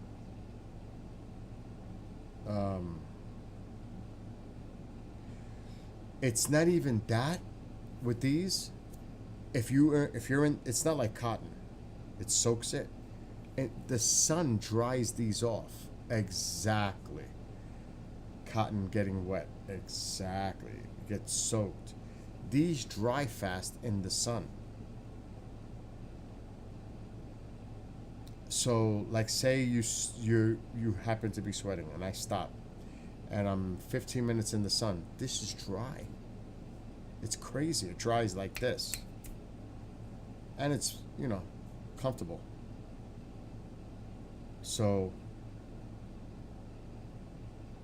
that's why I bought 25 red shirts. Yeah, that too. It holds the color. Even though I still won't go near the pool with it. With the chlorine. That's why I won't wear I have certain shorts that I use for the pool. Because then they start to bleach out. Yeah, I mean, it'll feel a lot more breathable when I lose the fat freaking gut, too. It doesn't help to be overweight. I'm getting there though. I'm getting back. Like I said, I lost 17 pounds in the last 6 weeks. Because I was pissed. I was upset. Yeah, the pool chlorine. Because when, like, say I forget I'm wearing this shirt. And this, like, if I was to go out like this, these shorts do not get worn in the pool. I have certain. So, say I'm treating the pool with chemical and I forget that I'm wearing this, just a little backsplash because I mix the chemical in a bucket and then I pour it into the pool, but that splash can come back and hit me, then I got spots all over. So I got to be careful when I do that. You can see how much weight I'm losing even more. Look at this. It's really starting to show again. No, hell no, I'm not showing you the gut. The critics and the reviews would be deplorable. I had to, Grandizer, I had to. Oh my God. Do you know what's going to be sad about the gut? It could wrinkle because of the stretch. That's the part I'm worried about. For real. The stretch marks. I might have to get plastic surgery. Oh my God.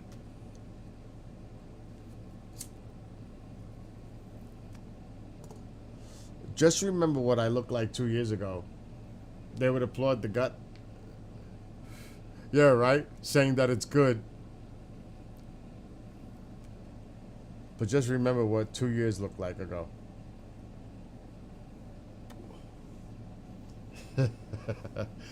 But, I mean, this used to be all rolls of fat. There used to be 3 chins.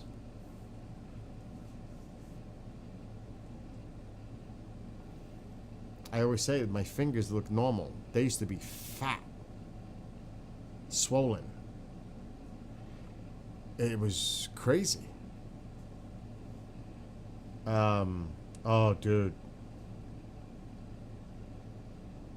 The hip last week playing wiffle ball. I have no more pain. It's gone. Pain is gone. But what happens when I try to play wiffle ball tomorrow afternoon with him? Is the pain going to automatically come back? There's zero pain. It's gone. There's nothing there now. I just got to take it easy. See, that's why weight loss is important. Because all of this is the fat affecting me. If I can lose 20 more pounds, get to 160, that's gold.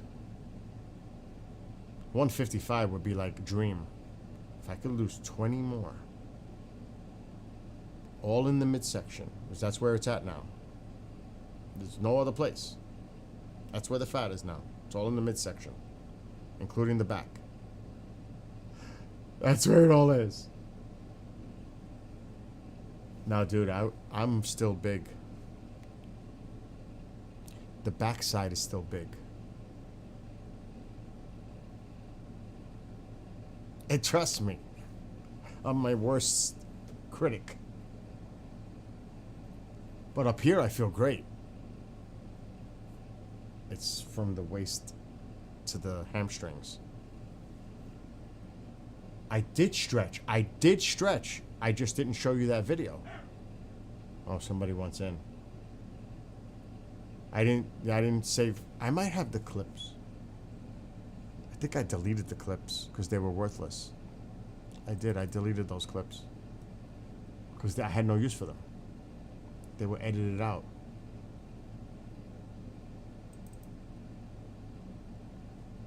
I did delete it. Where's GoPro?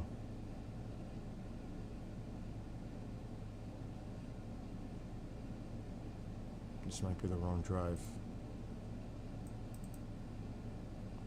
Videos. Not wants to load. He wants in.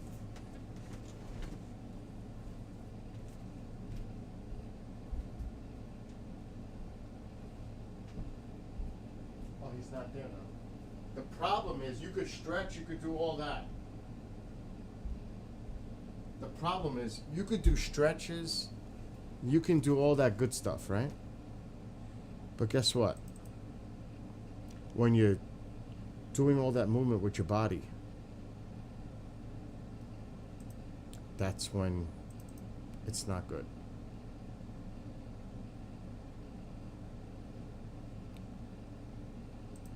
I'm trying to find the videos. Wiffle ball. You see, I didn't save it. Nope, I didn't save it. I deleted them.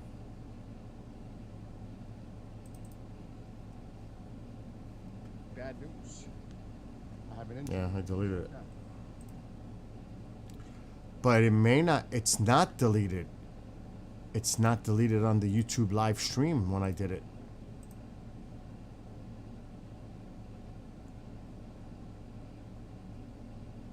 The GoPro was deleted, but not the live stream of it.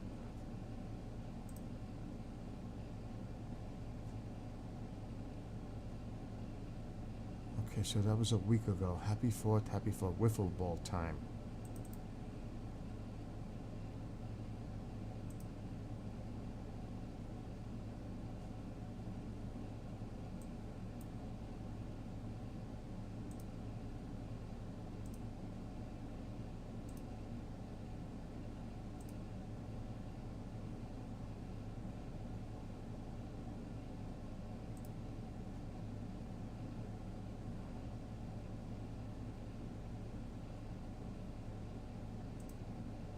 I'm checking now.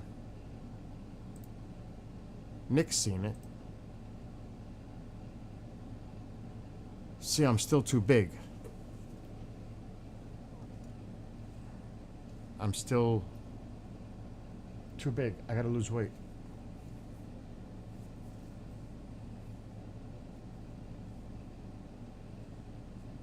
See that backside? Gotta go. It's putting too much pressure on my back. And my hips.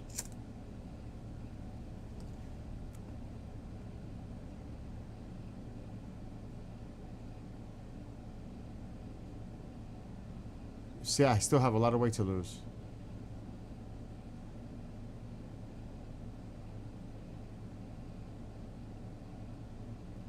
That turkey butt.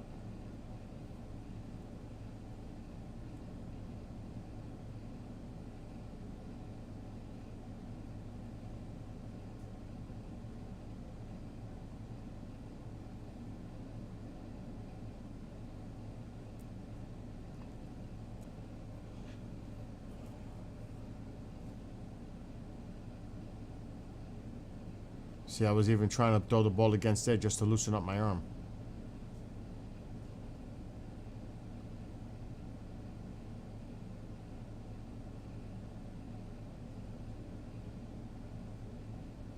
Everything was good except the hip. I didn't do enough to loosen up the hip.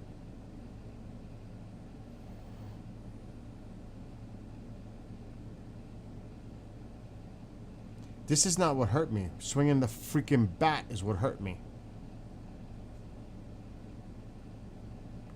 The arm is not the problem. It's when I took a bat and I started to swing it to try to hit the ball and I hurt it.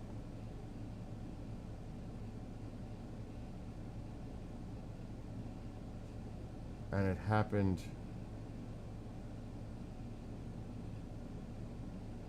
right around here. This is when I hurt it. Swinging the bat to hit the ball that way. This is when I hurt it. I was fine. This is when I hurt it.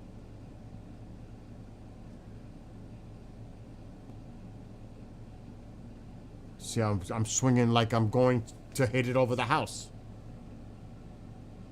And I missed. See, I got a lot of weight to lose still.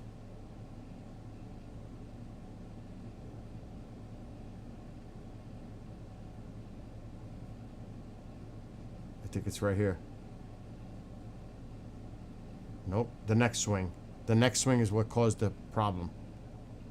Even though I'm starting to touch the hip right there, I don't know. Oh, it might have been on that swing.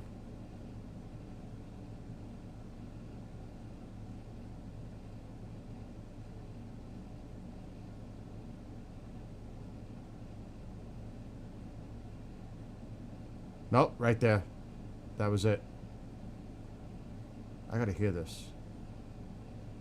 It was on one of these swings. It was that last swing. Shit. It hurts. Ooh.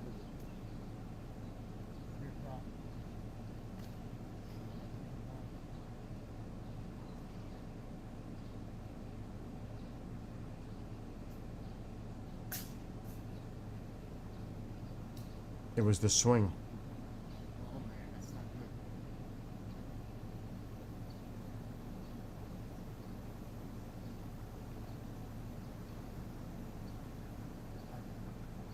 Can't swing it on my own. Oh, That's what did it. The swing. Shit.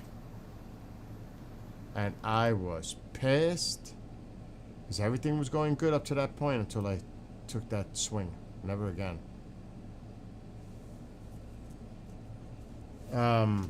Exactly. I was trying to kill the ball. This is the neighbor's court. But when I still played the game, and I took him for a nice ride a few times. Come on. Alexa, turn the lights on in the living room. Done deal.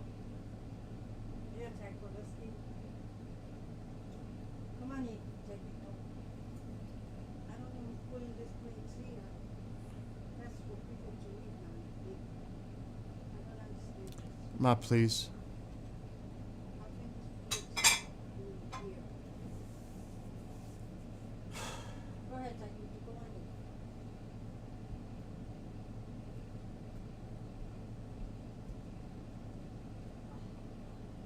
This might be too far ahead. It is.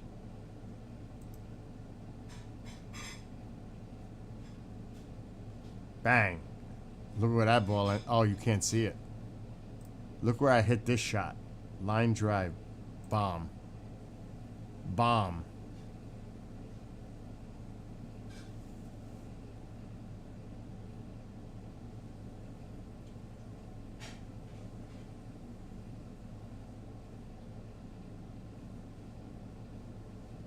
It went right past the camera.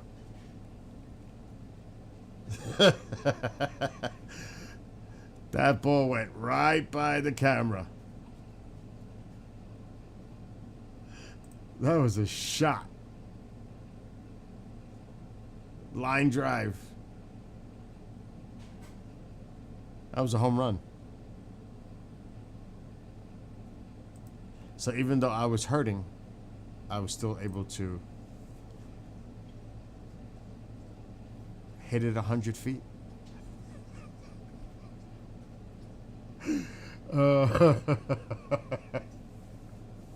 Oh yeah, I have the bat. It might be broken this year. You okay now, Taquito? Here comes the heat. She opens that door, I can feel the heat coming like a gush. I'll see you later. Wait a minute. Good. You drinking water? That was a line drive smash. So, That was hit right on the nose. I actually have his autographed bat and ball for the home run thing. I think I have. Wanna get this door closed? Yes, please close the door. But it's in a case. I don't know if that one's in it. I have two, I think. Let me see.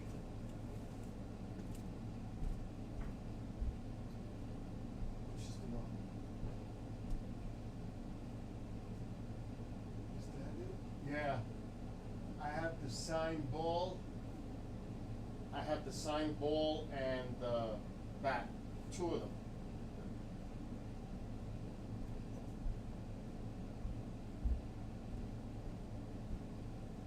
have the signed bat and ball for the 62 home run. Alexa, shut living room light. Got it.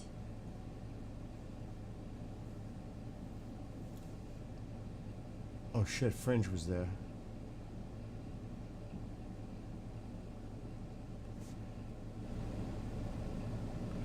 So, tomorrow we're supposed to play wiffle ball again. Alexa, shut off living room light. Okay. But the thing is, I can pitch. You do not, I'm telling you, my friend is like, he's gonna destroy me. He's got a very big surprise coming. He really does. I'm going to tear him up. I'm gonna tear him apart. I really am. I'm gonna tear him apart.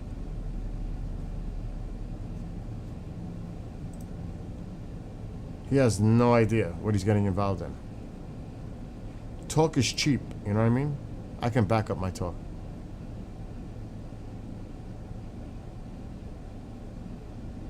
Because the thing is, when you play, if you throw, like, if you were to see this, I can't blow, I don't have time. But I'm going to pitch to you like a real pitcher. I'm going to work the corners. I'm going to work up and down. It's not just going to be the same pitch over and over where you could sit on it. It's not going to happen. I'm going to mess with your head.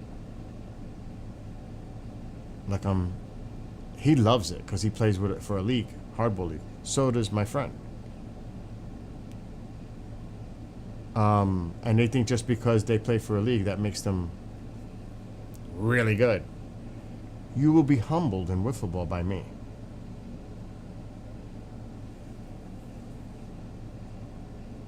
It's just a fact. But I got to get back into playing shape. See, so right here, I'm still warming up. Or maybe I could stretch the screen. Hold on. We can stretch it, make it bigger on my end.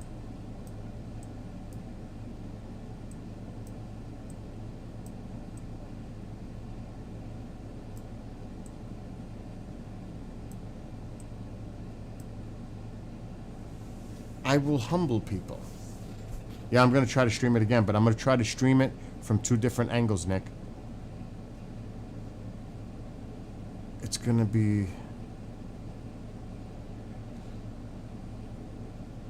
I think I'm okay to pitch again.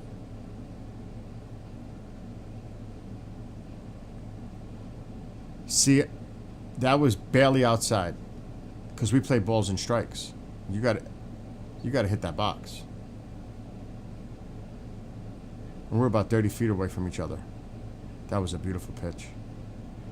I'm gonna see if I can stretch it even a little bit more.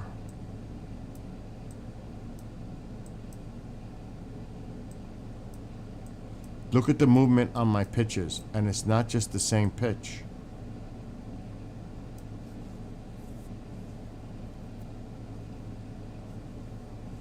I throw from underhand,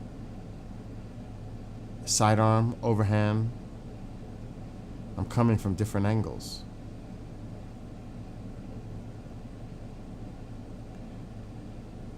I can throw a screwball with a wiffle ball. I only threw it once. I gotta work on it. See, that's just a traditional sidearm. Everybody could throw that. Well, if you know how to throw it. It's these other ones. See, I'm telling him it's high rising.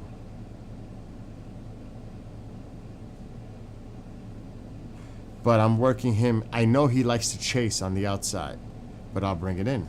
Change the eye level. See, that was outside, but a strike. That was going in the box. And then I'll come high on him, come low on him. I'm changing it so he doesn't sit on a pitch. Do you understand? That's what you're supposed to do. So that was way off.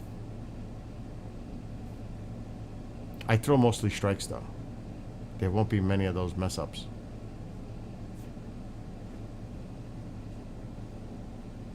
I'm gonna lower that volume. And I gotta go soon. Yeah, but watch the movement. Watch the movement. See, now he went lefty because he's a switch hitter. Because it's going to be tough, lefty on lefty. Look at that pitch.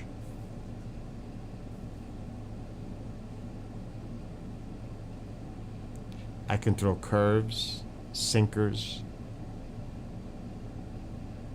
My favorite is the underhand submarine that goes corkscrew up and then down. It's a hard pitch to get, though. That was a strike. Hit the box. Inside.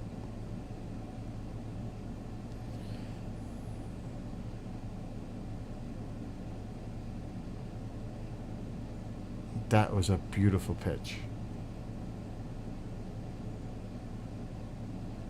I threw like 7 or 8 in a row right here. Strikes, not a ball. Like 7 or 8 in a row.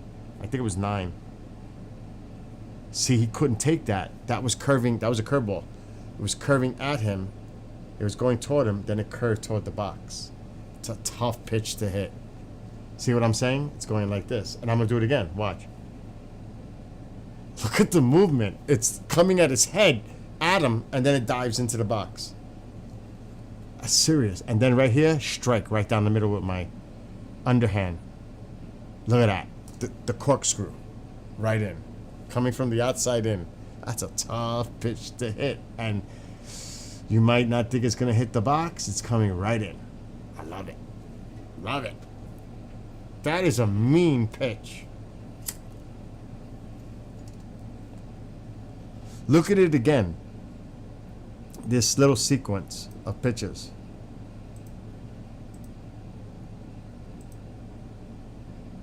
Look at when he goes back to lefty, because right now he's doing the righty. See that the underhand makes it tail away, and he's freaking out on it. That's a sidearm outside. That might be my last ball that I pitched for 9 in a row. Strikes. Okay, that's a ball. It should be coming up the sequence. Like 9 strikes in a row. He says, "You're on fire." There's one. That was right in the box on the outside. All right, Tycho, I know. Caninis carax, divis canans. Divi. Carac. He's right here. Oh, nope, this ain't the 9 in a row. There was a ball right there. Caracanis nanos. Now it starts. He fouled the ball like 7 times.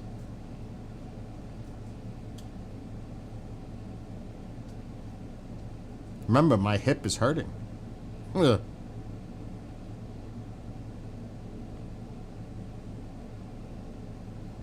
I couldn't even walk that night. It was so painful. Beautiful pitch. Diving down.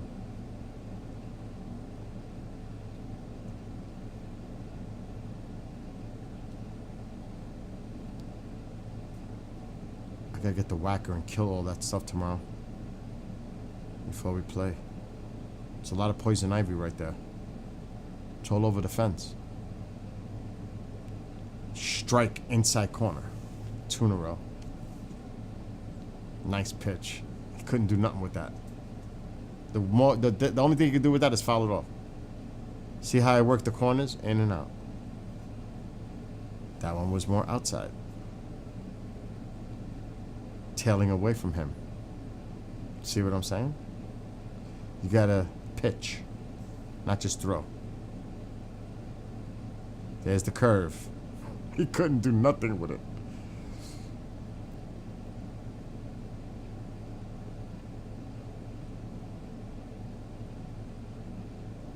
And I do the curve again. Watch, look at the height.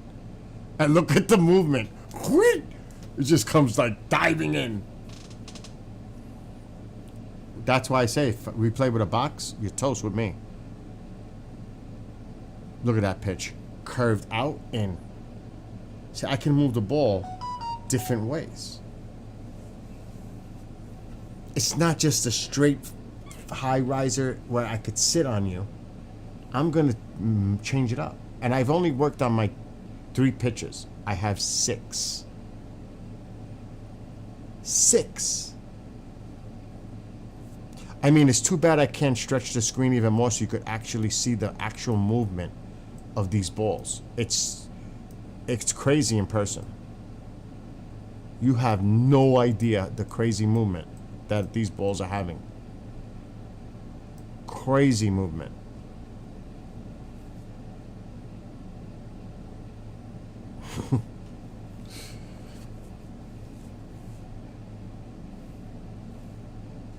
And I'm not close to him. I'm like 30 feet away.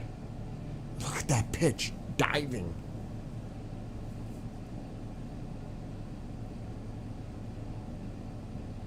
That's why if I lose the weight and I have more mobility, I can put more, even more into the pitches. But I gotta lose this weight. It's a burden. Flexibility. Beautiful pitch. Look at me.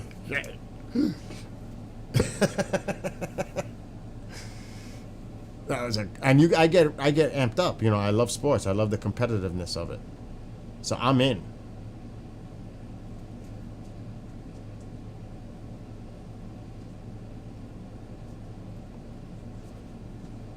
He's pushing my arm.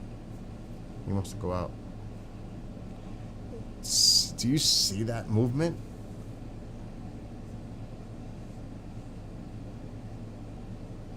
So there's 3 more pitches I got to work on. And they're very hard to control. If I can get control of them again, it's over. It's just going to be utterly nasty to try to hit against me. Utterly nasty. It's nasty now, but it could be really bad.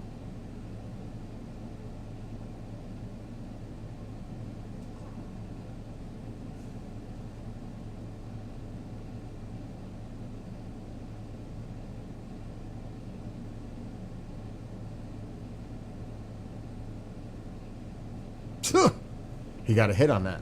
I actually give people credit. That was an excellent pitch, and he got a single on it. I give credit.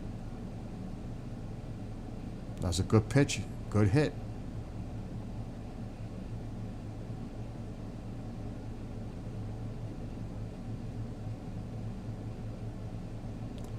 See how that tailed away? It looks like it's coming in. He even said it.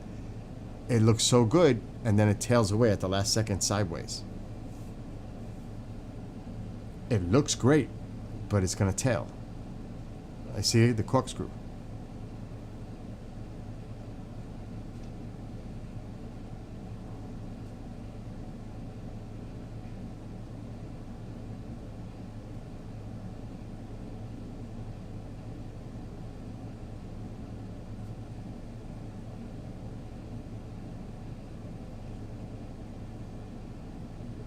Yeah, it's hard with 2 people, Grandizer.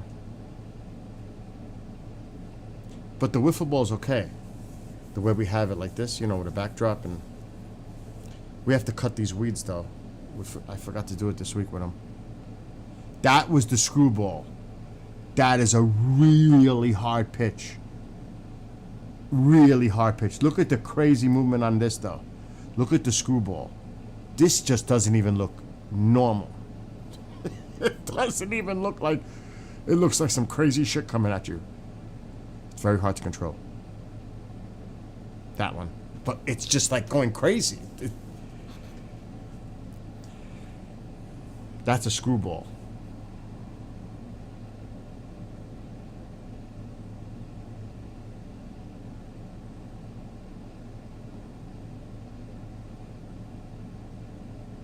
See? So that's the 4th pitch. Very hard to throw. But I know that if I practice enough, I mean, I really got to just pitch for like a half hour. And get my... It's all about angles. you might not believe where you need to aim the ball at to get to its spot. I have to throw that ball like if I'm aiming 6 feet above his head in order to get the movement that I want to hit the box. I'm not aiming at the box. I'm aiming 6 feet above the box so that I know it's going to drop into the box. It's unhittable if I can get it. And then remember the curveball coming this way? Well, then you hold the holes on the opposite side so that it curves the other way. But it's a little different when you have it, because I'm left-handed. So just imagine this. It's hard to explain this, but if he's up lefty and I'm throwing the curveball, it's overhand. That's the only way the curveball works. Not sideways, not the underhand thing I do. The holes are on the outside. So it's gonna come this way. But if I flip the ball around where the hole's on the opposite side, but I'm lefty, I'm working against my body. So now I have to aim more this way for the ball to make that effect come in. See, here it's natural when I'm curving it this way because it's on the left-hand side. So it's a natural movement. The same would be right if I had that holes on the opposite side throwing it right-handed. It's a natural movement.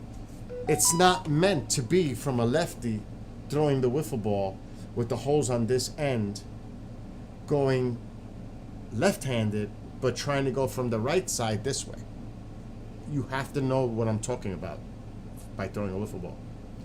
So that is a hard pitch to get control of because of that. It's a mechanic thing. But if I can get that pitch down, and even the screwball, and then my sinker, it's game over. I will have 6 pitches to throw against you, and you don't know what the hell is coming. The only giveaway might be where I'm coming from when I start my pitching. It's coming. Am I going to do side, underhand, overhand? But the side one is 3 pitches. You don't know which one that's going to be. It could be the screwball, the sinker, or the high rise. Because my ball rises. It's natural for a person who throws a wiffle ball how to do it right. It'll rise. It just won't go straight. It'll rise. So, but if I come overhand, now there's a chance, if I get the other one down, it could be going this way, or it might be going this way. But you don't know that, because you don't see where the holes are. Because I like to hide the ball before I throw it, so you don't know how I'm holding it. So I can attack you. Right now I got 3 down. If I can get my 6 down, it's over. It's over. You don't understand what kind of a stud I was in my prime playing wiffle ball. You cannot comprehend how good I was. I was that badass.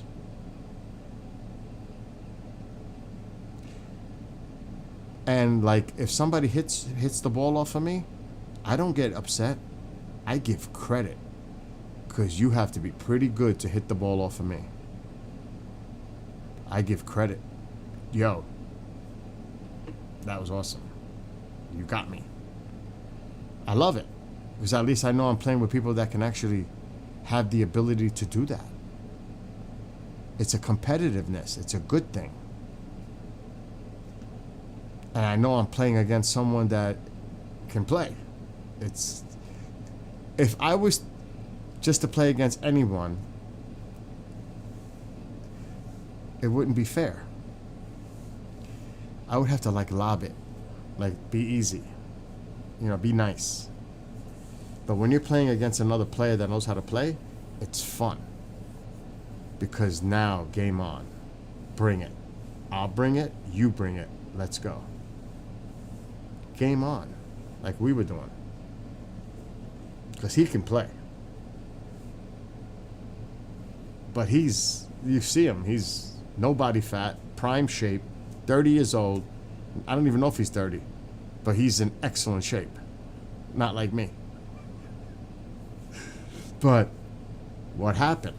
I beat him 6-3 on Saturday, and he's winning 6-5 when we stop. Last inning, I'm up, bases loaded, 1 out. I scored 5 runs with 1 out in that inning. So I still have 2 more outs to go, and I got the bases loaded when we continue. I like my chances. Remember, it's balls and strikes. If you hit somebody, it's a walk. It's like serious. This is not like 3 swings. This is balls and strikes. So if you can't throw a ball into that box, you're not playing. You can't pitch. I'm not gonna just swing to swing. I'm gonna swing at pitches that I want to swing at. If you're gonna throw balls at me all day, I'll walk all day long. I ain't swinging at bullshit. I'll walk all day. I'll stand here and you could just try to hit the box. And then if a person can't throw strikes, you gotta remember, 4 balls, I walk, 3 strikes, I'm out.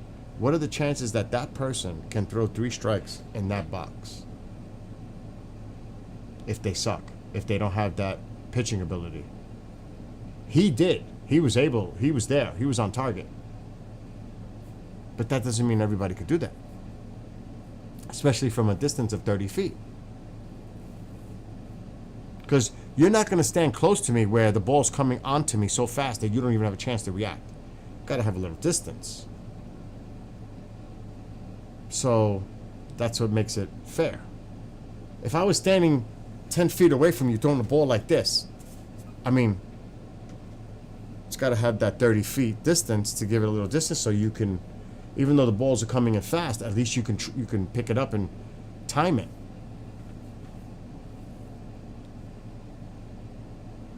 Maybe one day some of you guys will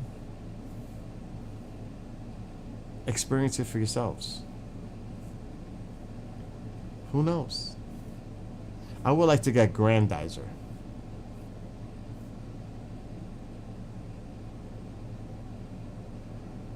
Suzanne Vega. I know that name.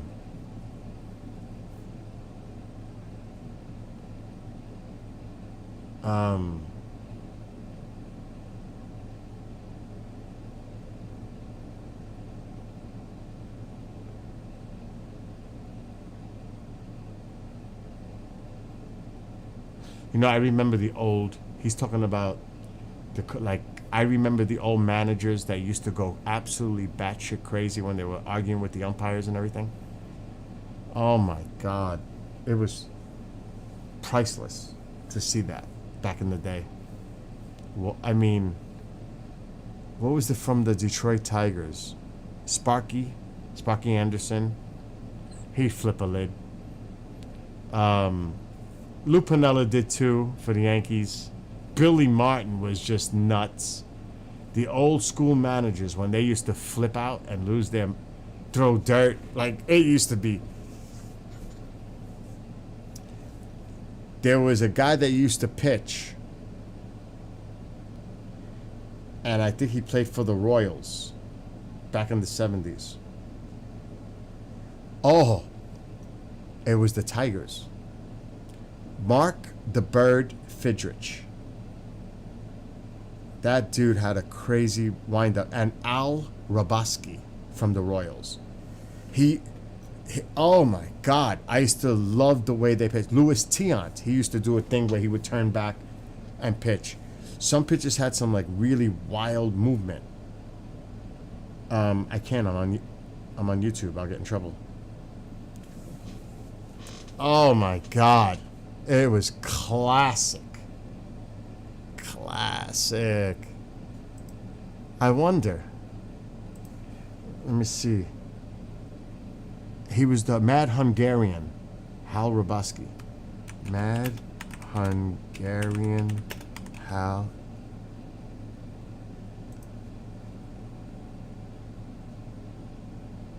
Yeah, that's him. Oh my God. Hal Hrabowski, the mad Hungarian, the eccentric life. He used to do this shit all the time. Oh shit. Look, look, look, look, look. I'll just play a clip. This, oh shit, I gotta make this normal screen. I gotta go. Transform, fit to screen. This was him, the mad Hungarian, Hal Hrabowski. I remember him as a kid. Look what he's doing to the ball. Look what he's doing to the ball. Does he have a lighter? Is that like a lighter? This was a brawl, actually. See, he used to play, I think he played for the Royals, too. What does that say? Atlanta Braves.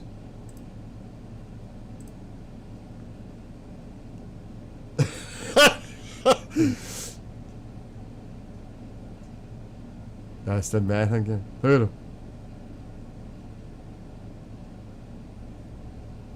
He's lighting it up.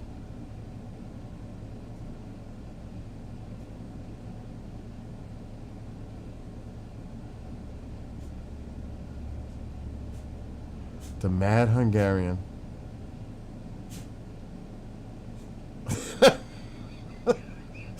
I remember this shit as a kid. Oh, that's the brawl. But there were others. Characters. Absolute characters. Absolute characters. Let me see if I find Fidrich. Mark the Bird. I can't. There it is. He used to talk to the ball. He used to talk to the ball. This, I don't know if there's video.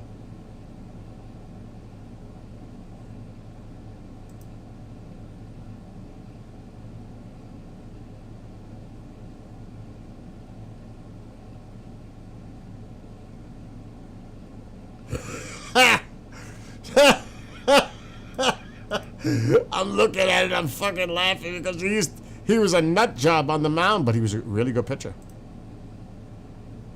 Nut. That's him. Mark Fidrich. He's talking. Look. And he got the nickname Mark the Bird Fidrich. But you got to see, he used to talk to the ball. That's against Chris Chambliss, Yankees. Look. You don't know, this guy was a character, but he was a really good pitcher.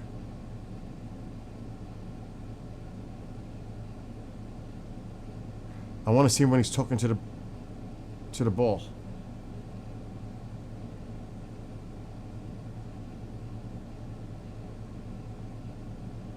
They're not showing it.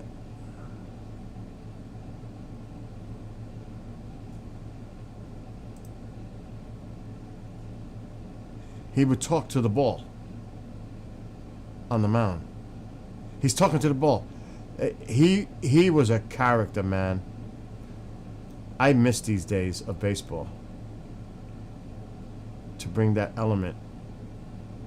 Yeah, he was a character.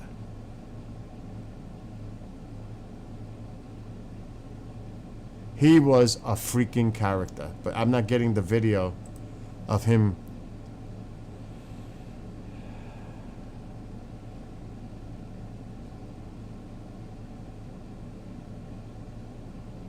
This is more like a little background of his story.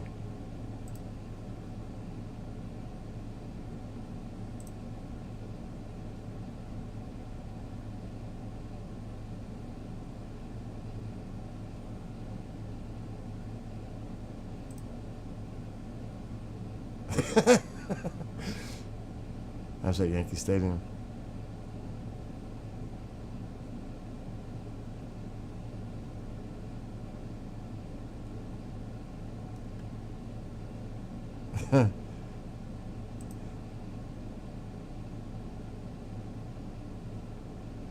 Wow, he passed away at the age of 54. Trapped under his dump truck. Wow. That's sad.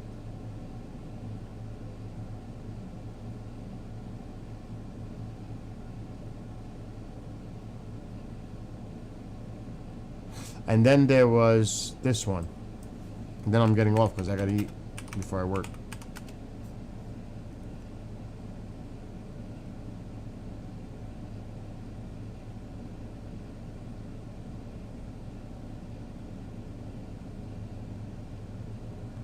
This rotation, I was telling you about the twist. Look, he would face almost the center field.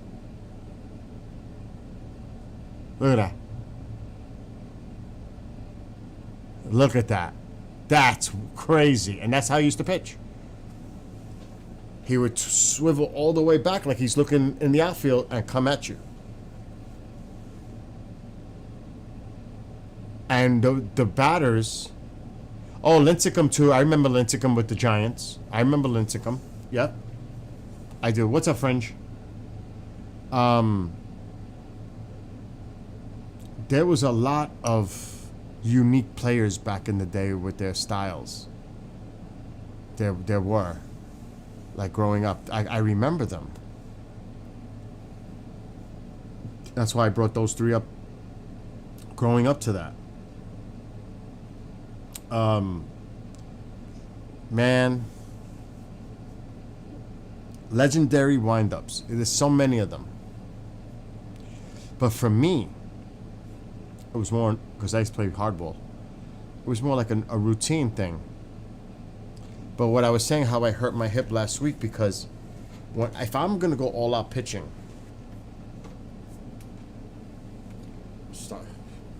this might not be good for tomorrow. If I'm doing my whole twist, I have to pick my leg up, put the front foot forward, and totally twist with the momentum. So I got to put all that shift, the weight behind me. But if my hip doesn't lock, because you can't see it, but you're twisting. You're twisting. And I can't do it because it's just too small here. It's just too small of an area. But if I'm in this position, I'm going to step back.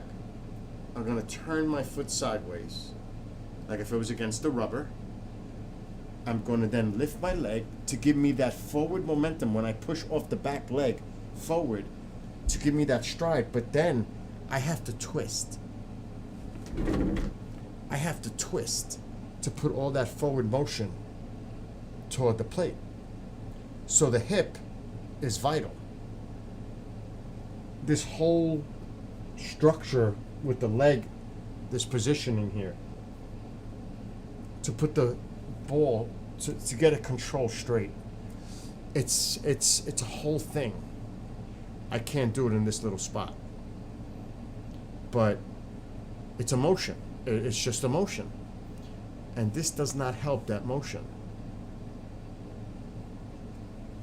Now there are great pitchers that use their body weight, like CC and some others. But it puts a lot of wear and tear on your body. And you don't want to be all arm. You want your body to be the main force of projecting it forward. You just can't throw the ball. You will destroy your arm. You have to use that forward momentum with your body to give you that momentum and power forward as you're throwing the ball. That's the best way I could say it. My ego doesn't get hurt because if I lose, I lose. And age is a bitch. It's just reality. There's no ego there. It will humble you quickly. Your ego will be deflated. If you're a person of ego, it could be deflated very easily. It's humbling. That's the better word. Humbling. So,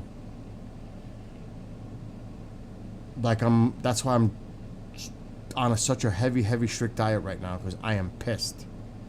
I need to crash and lose weight quick, but safely. But I am on a mission. That's why I lost 17 pounds in 6 weeks. That's why I'm going to go eat a salad now. I'm on a mission. Now, it may be too late, because to get rid of the rest may take the rest of the summer. But I'm on a mission. This is not helping me. I need my mobility. I was 143 pounds prime when I was prime. 143. That was my prime weight. All muscle. I'll never get that again. But if I get to 160, it'll be pretty damn close. This is 180. This is still a lot. This is 180. Still a lot here. There's still, this gotta go. You could see it. It's gotta go. Now, if this gets flat and I get this down and this down and this down, then I'm talking.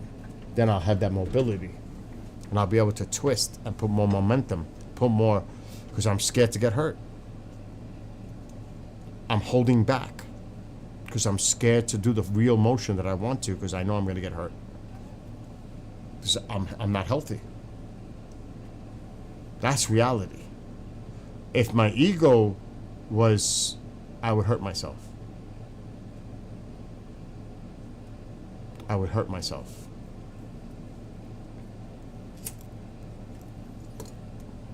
I would overdo it like I overdo everything else. So I got to do this right. Take my time. I can still beat you the way I am, but if I get to where I was,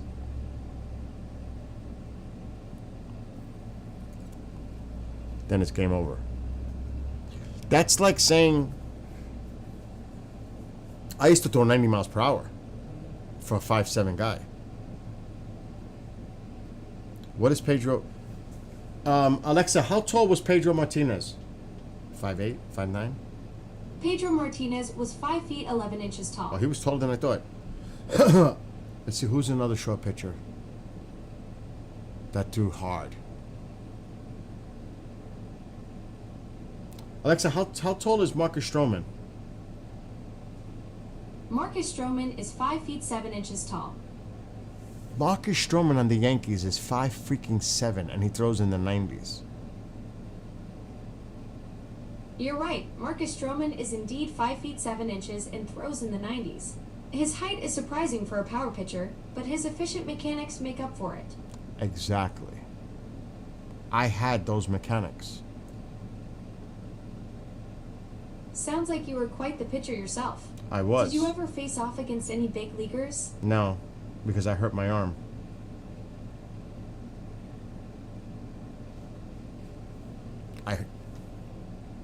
Damage right here.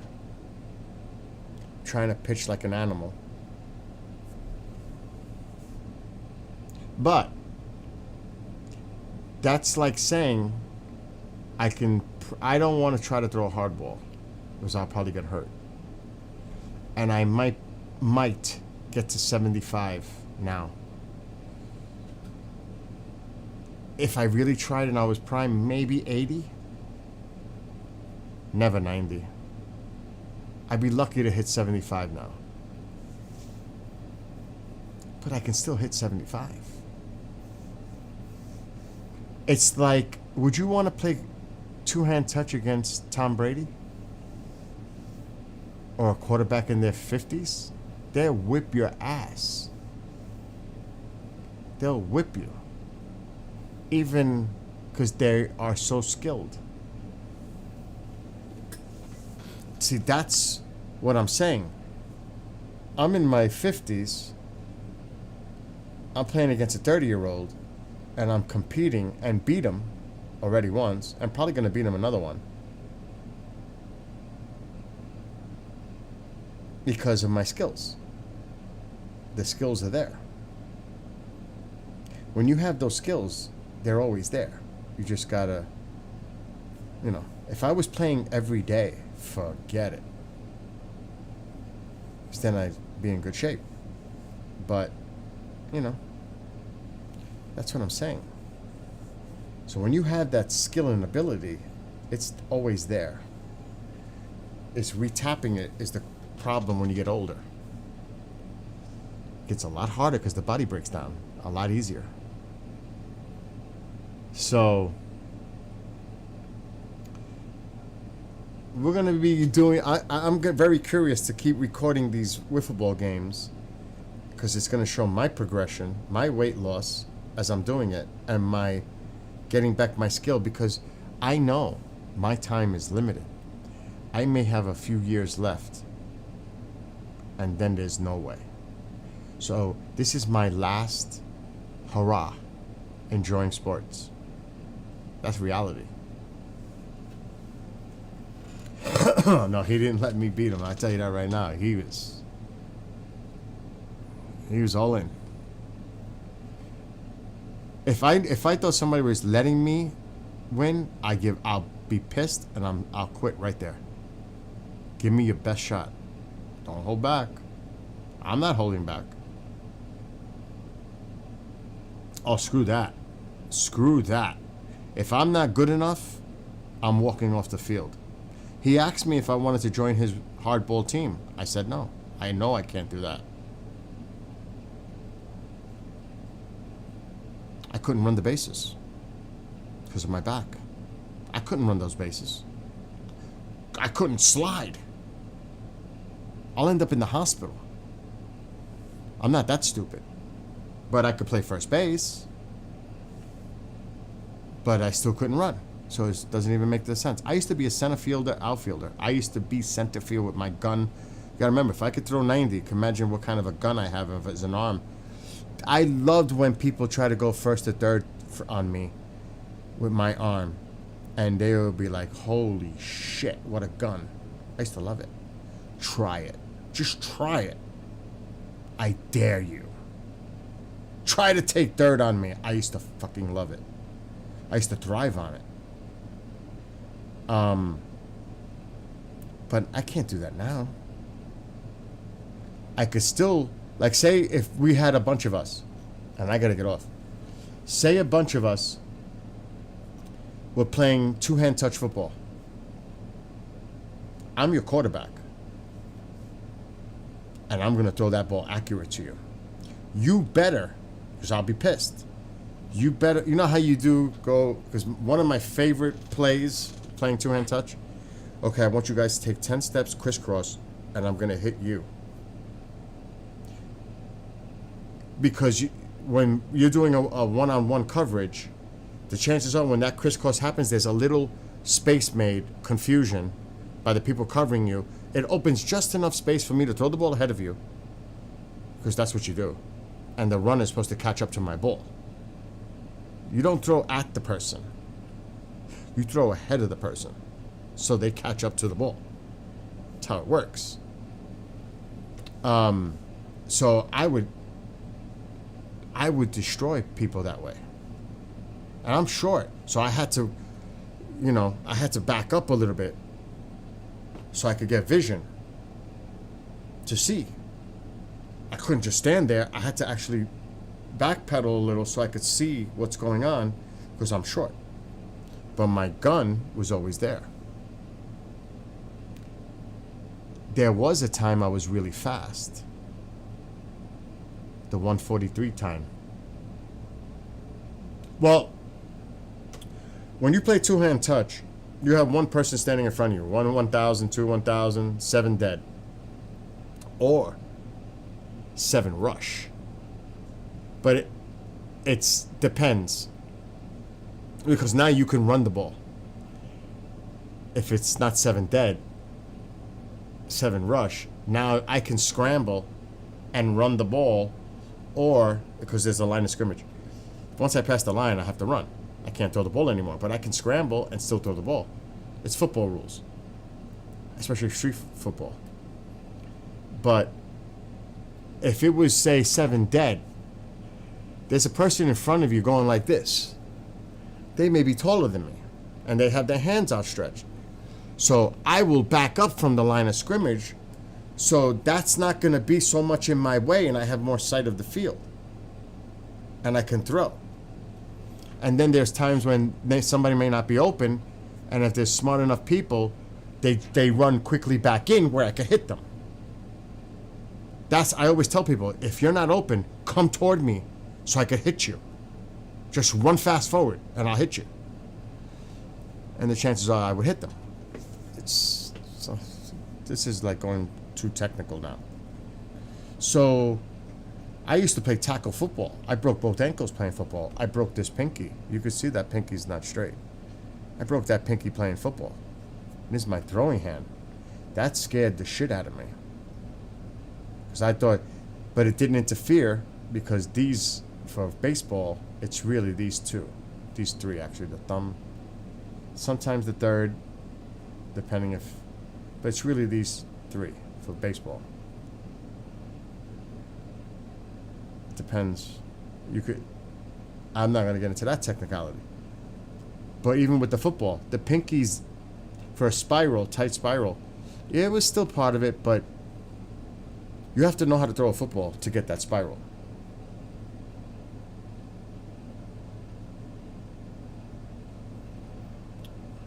Again, there's a lot of sports talk.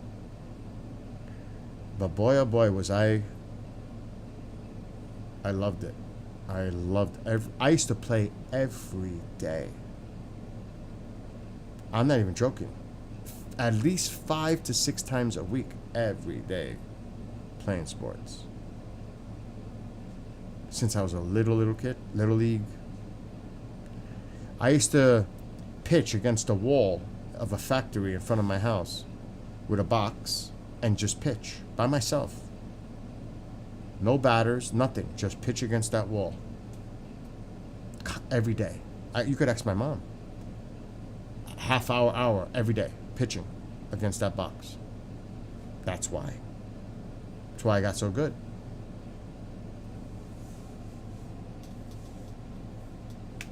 So, it was like that.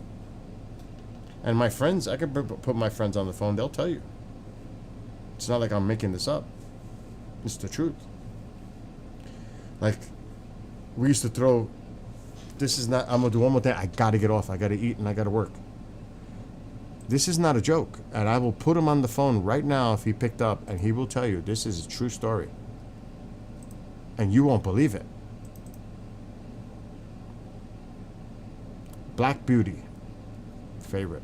Black Beauty. You know what a Black Beauty is?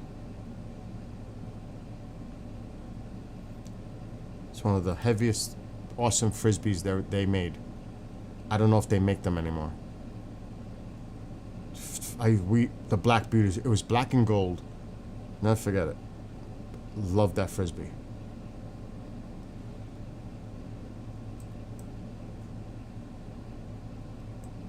I'm going to our spot.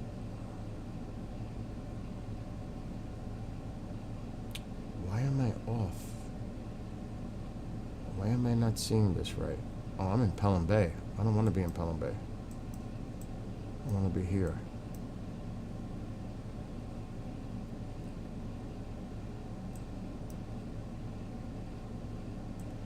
And it was crazy because the rule was throwing it pole to pole.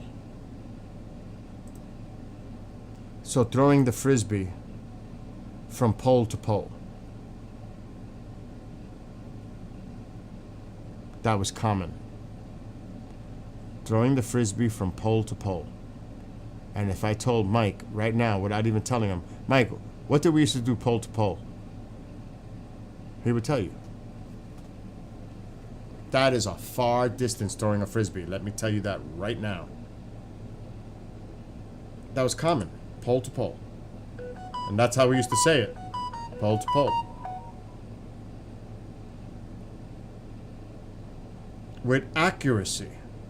And we lost a few frisbees on that roof. Oh, did we lose. For curving it, messing around. Let me see if he picks up quick. Let me see if he picks up. Because he was there in our teens and early 20s. Yo! Please leave your Oh, shit, I thought he picked up.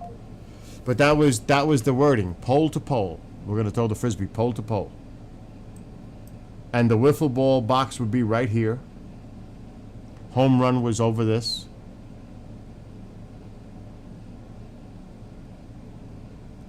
But that was it. Pole to fucking pole. I miss these days. Pole to pole. That pole. From this pole.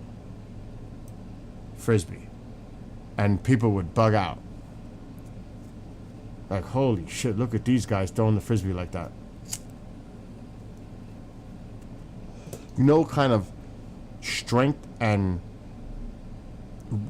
it's all about the wrist with a frisbee and your arm, but it's really the wrist action and knowing how to cut that frisbee.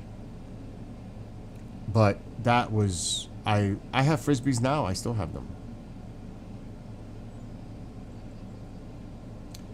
If any of you ever come to visit, we'll go to a baseball field. I have a frisbee that lights up, 2 of them light up for nighttime. Do you know how wicked it is to throw a frisbee with lights on it at night? It's amazing. You can't see the other person. You have to kind of judge where they're standing and throw it in that direction. It's freaking wicked. It's awesome. At night. But a normal frisbee is a Black Beauty. I don't know if they make them anymore.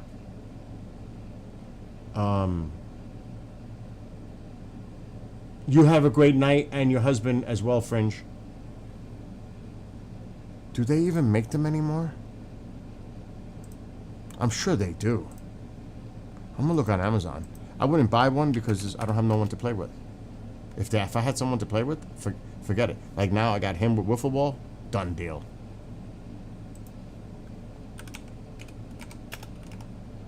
That's why I gave up sports.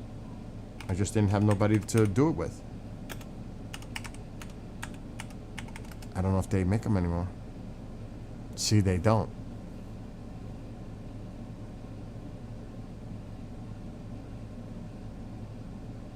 They don't even make them anymore.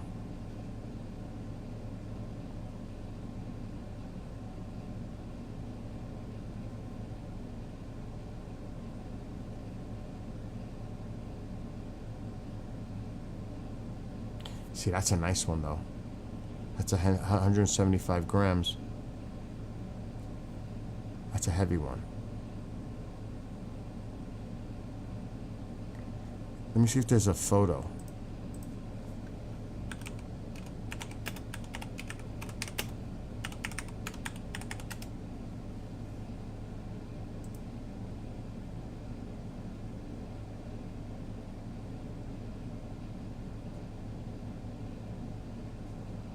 There isn't even a photo of them. It's old school.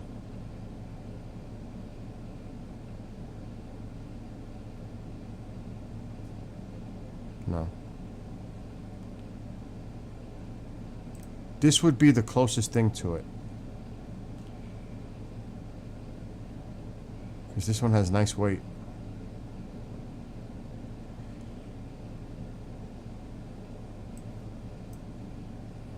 I put the wrong one. This would be the class.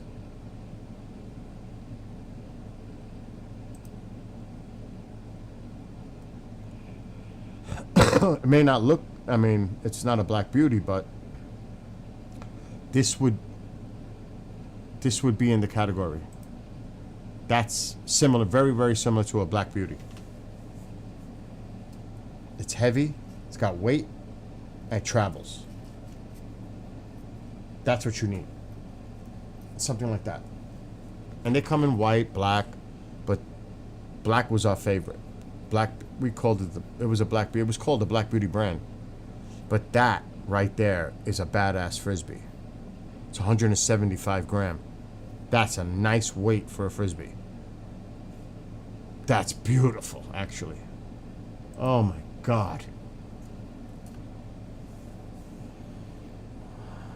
So yeah. And I can still throw it. And I can still do tricks with it. Skip on the ground, on concrete. I did competitions with my friend. How many times we could catch it in a row? We did like 1,000 from a distance. Skips included. We used to have competitions. We make stuff up. And people would watch us like, you guys ain't gonna make it. Some people would be like fucking betting, like drinks. It was different. Not betting money, but you had to drink. And this was funnels time. I don't know if you know what funnels are, but you may not want to know what funnels are. Oh my God, with an actual funnel you would buy the tube, connect it to the funnel. One end the beer goes in, the other end your mouth goes in. You hold it, let it go. And sometimes there'll be people pouring it in. Oh my God. That's like, you ever hear of a gravity bong? I don't want to get in trouble now. Oh my God, a gravity bong. Has anybody ever heard of a gravity bong? Do you know what a gravity bong is? If I did that today, I couldn't do it today.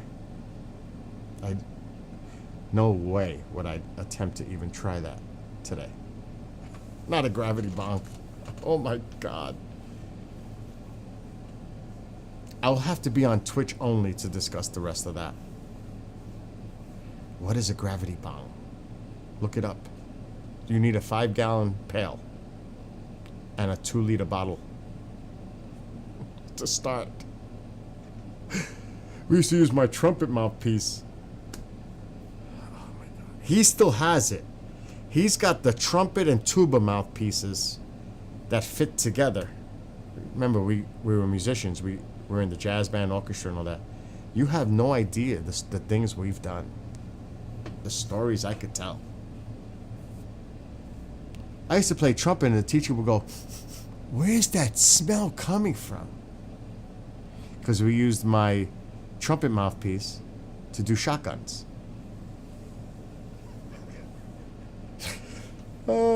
Something would be like stuck into the mouthpiece. You have no idea. Oh my God.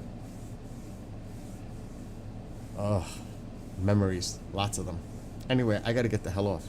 I gotta go to work. I'll be back tonight. I'm not going bike riding tomorrow. I gotta wait till the weather gets comfortable. I'm not gonna drive to the city and then ride in heat, humidity. I want to do it on a nice.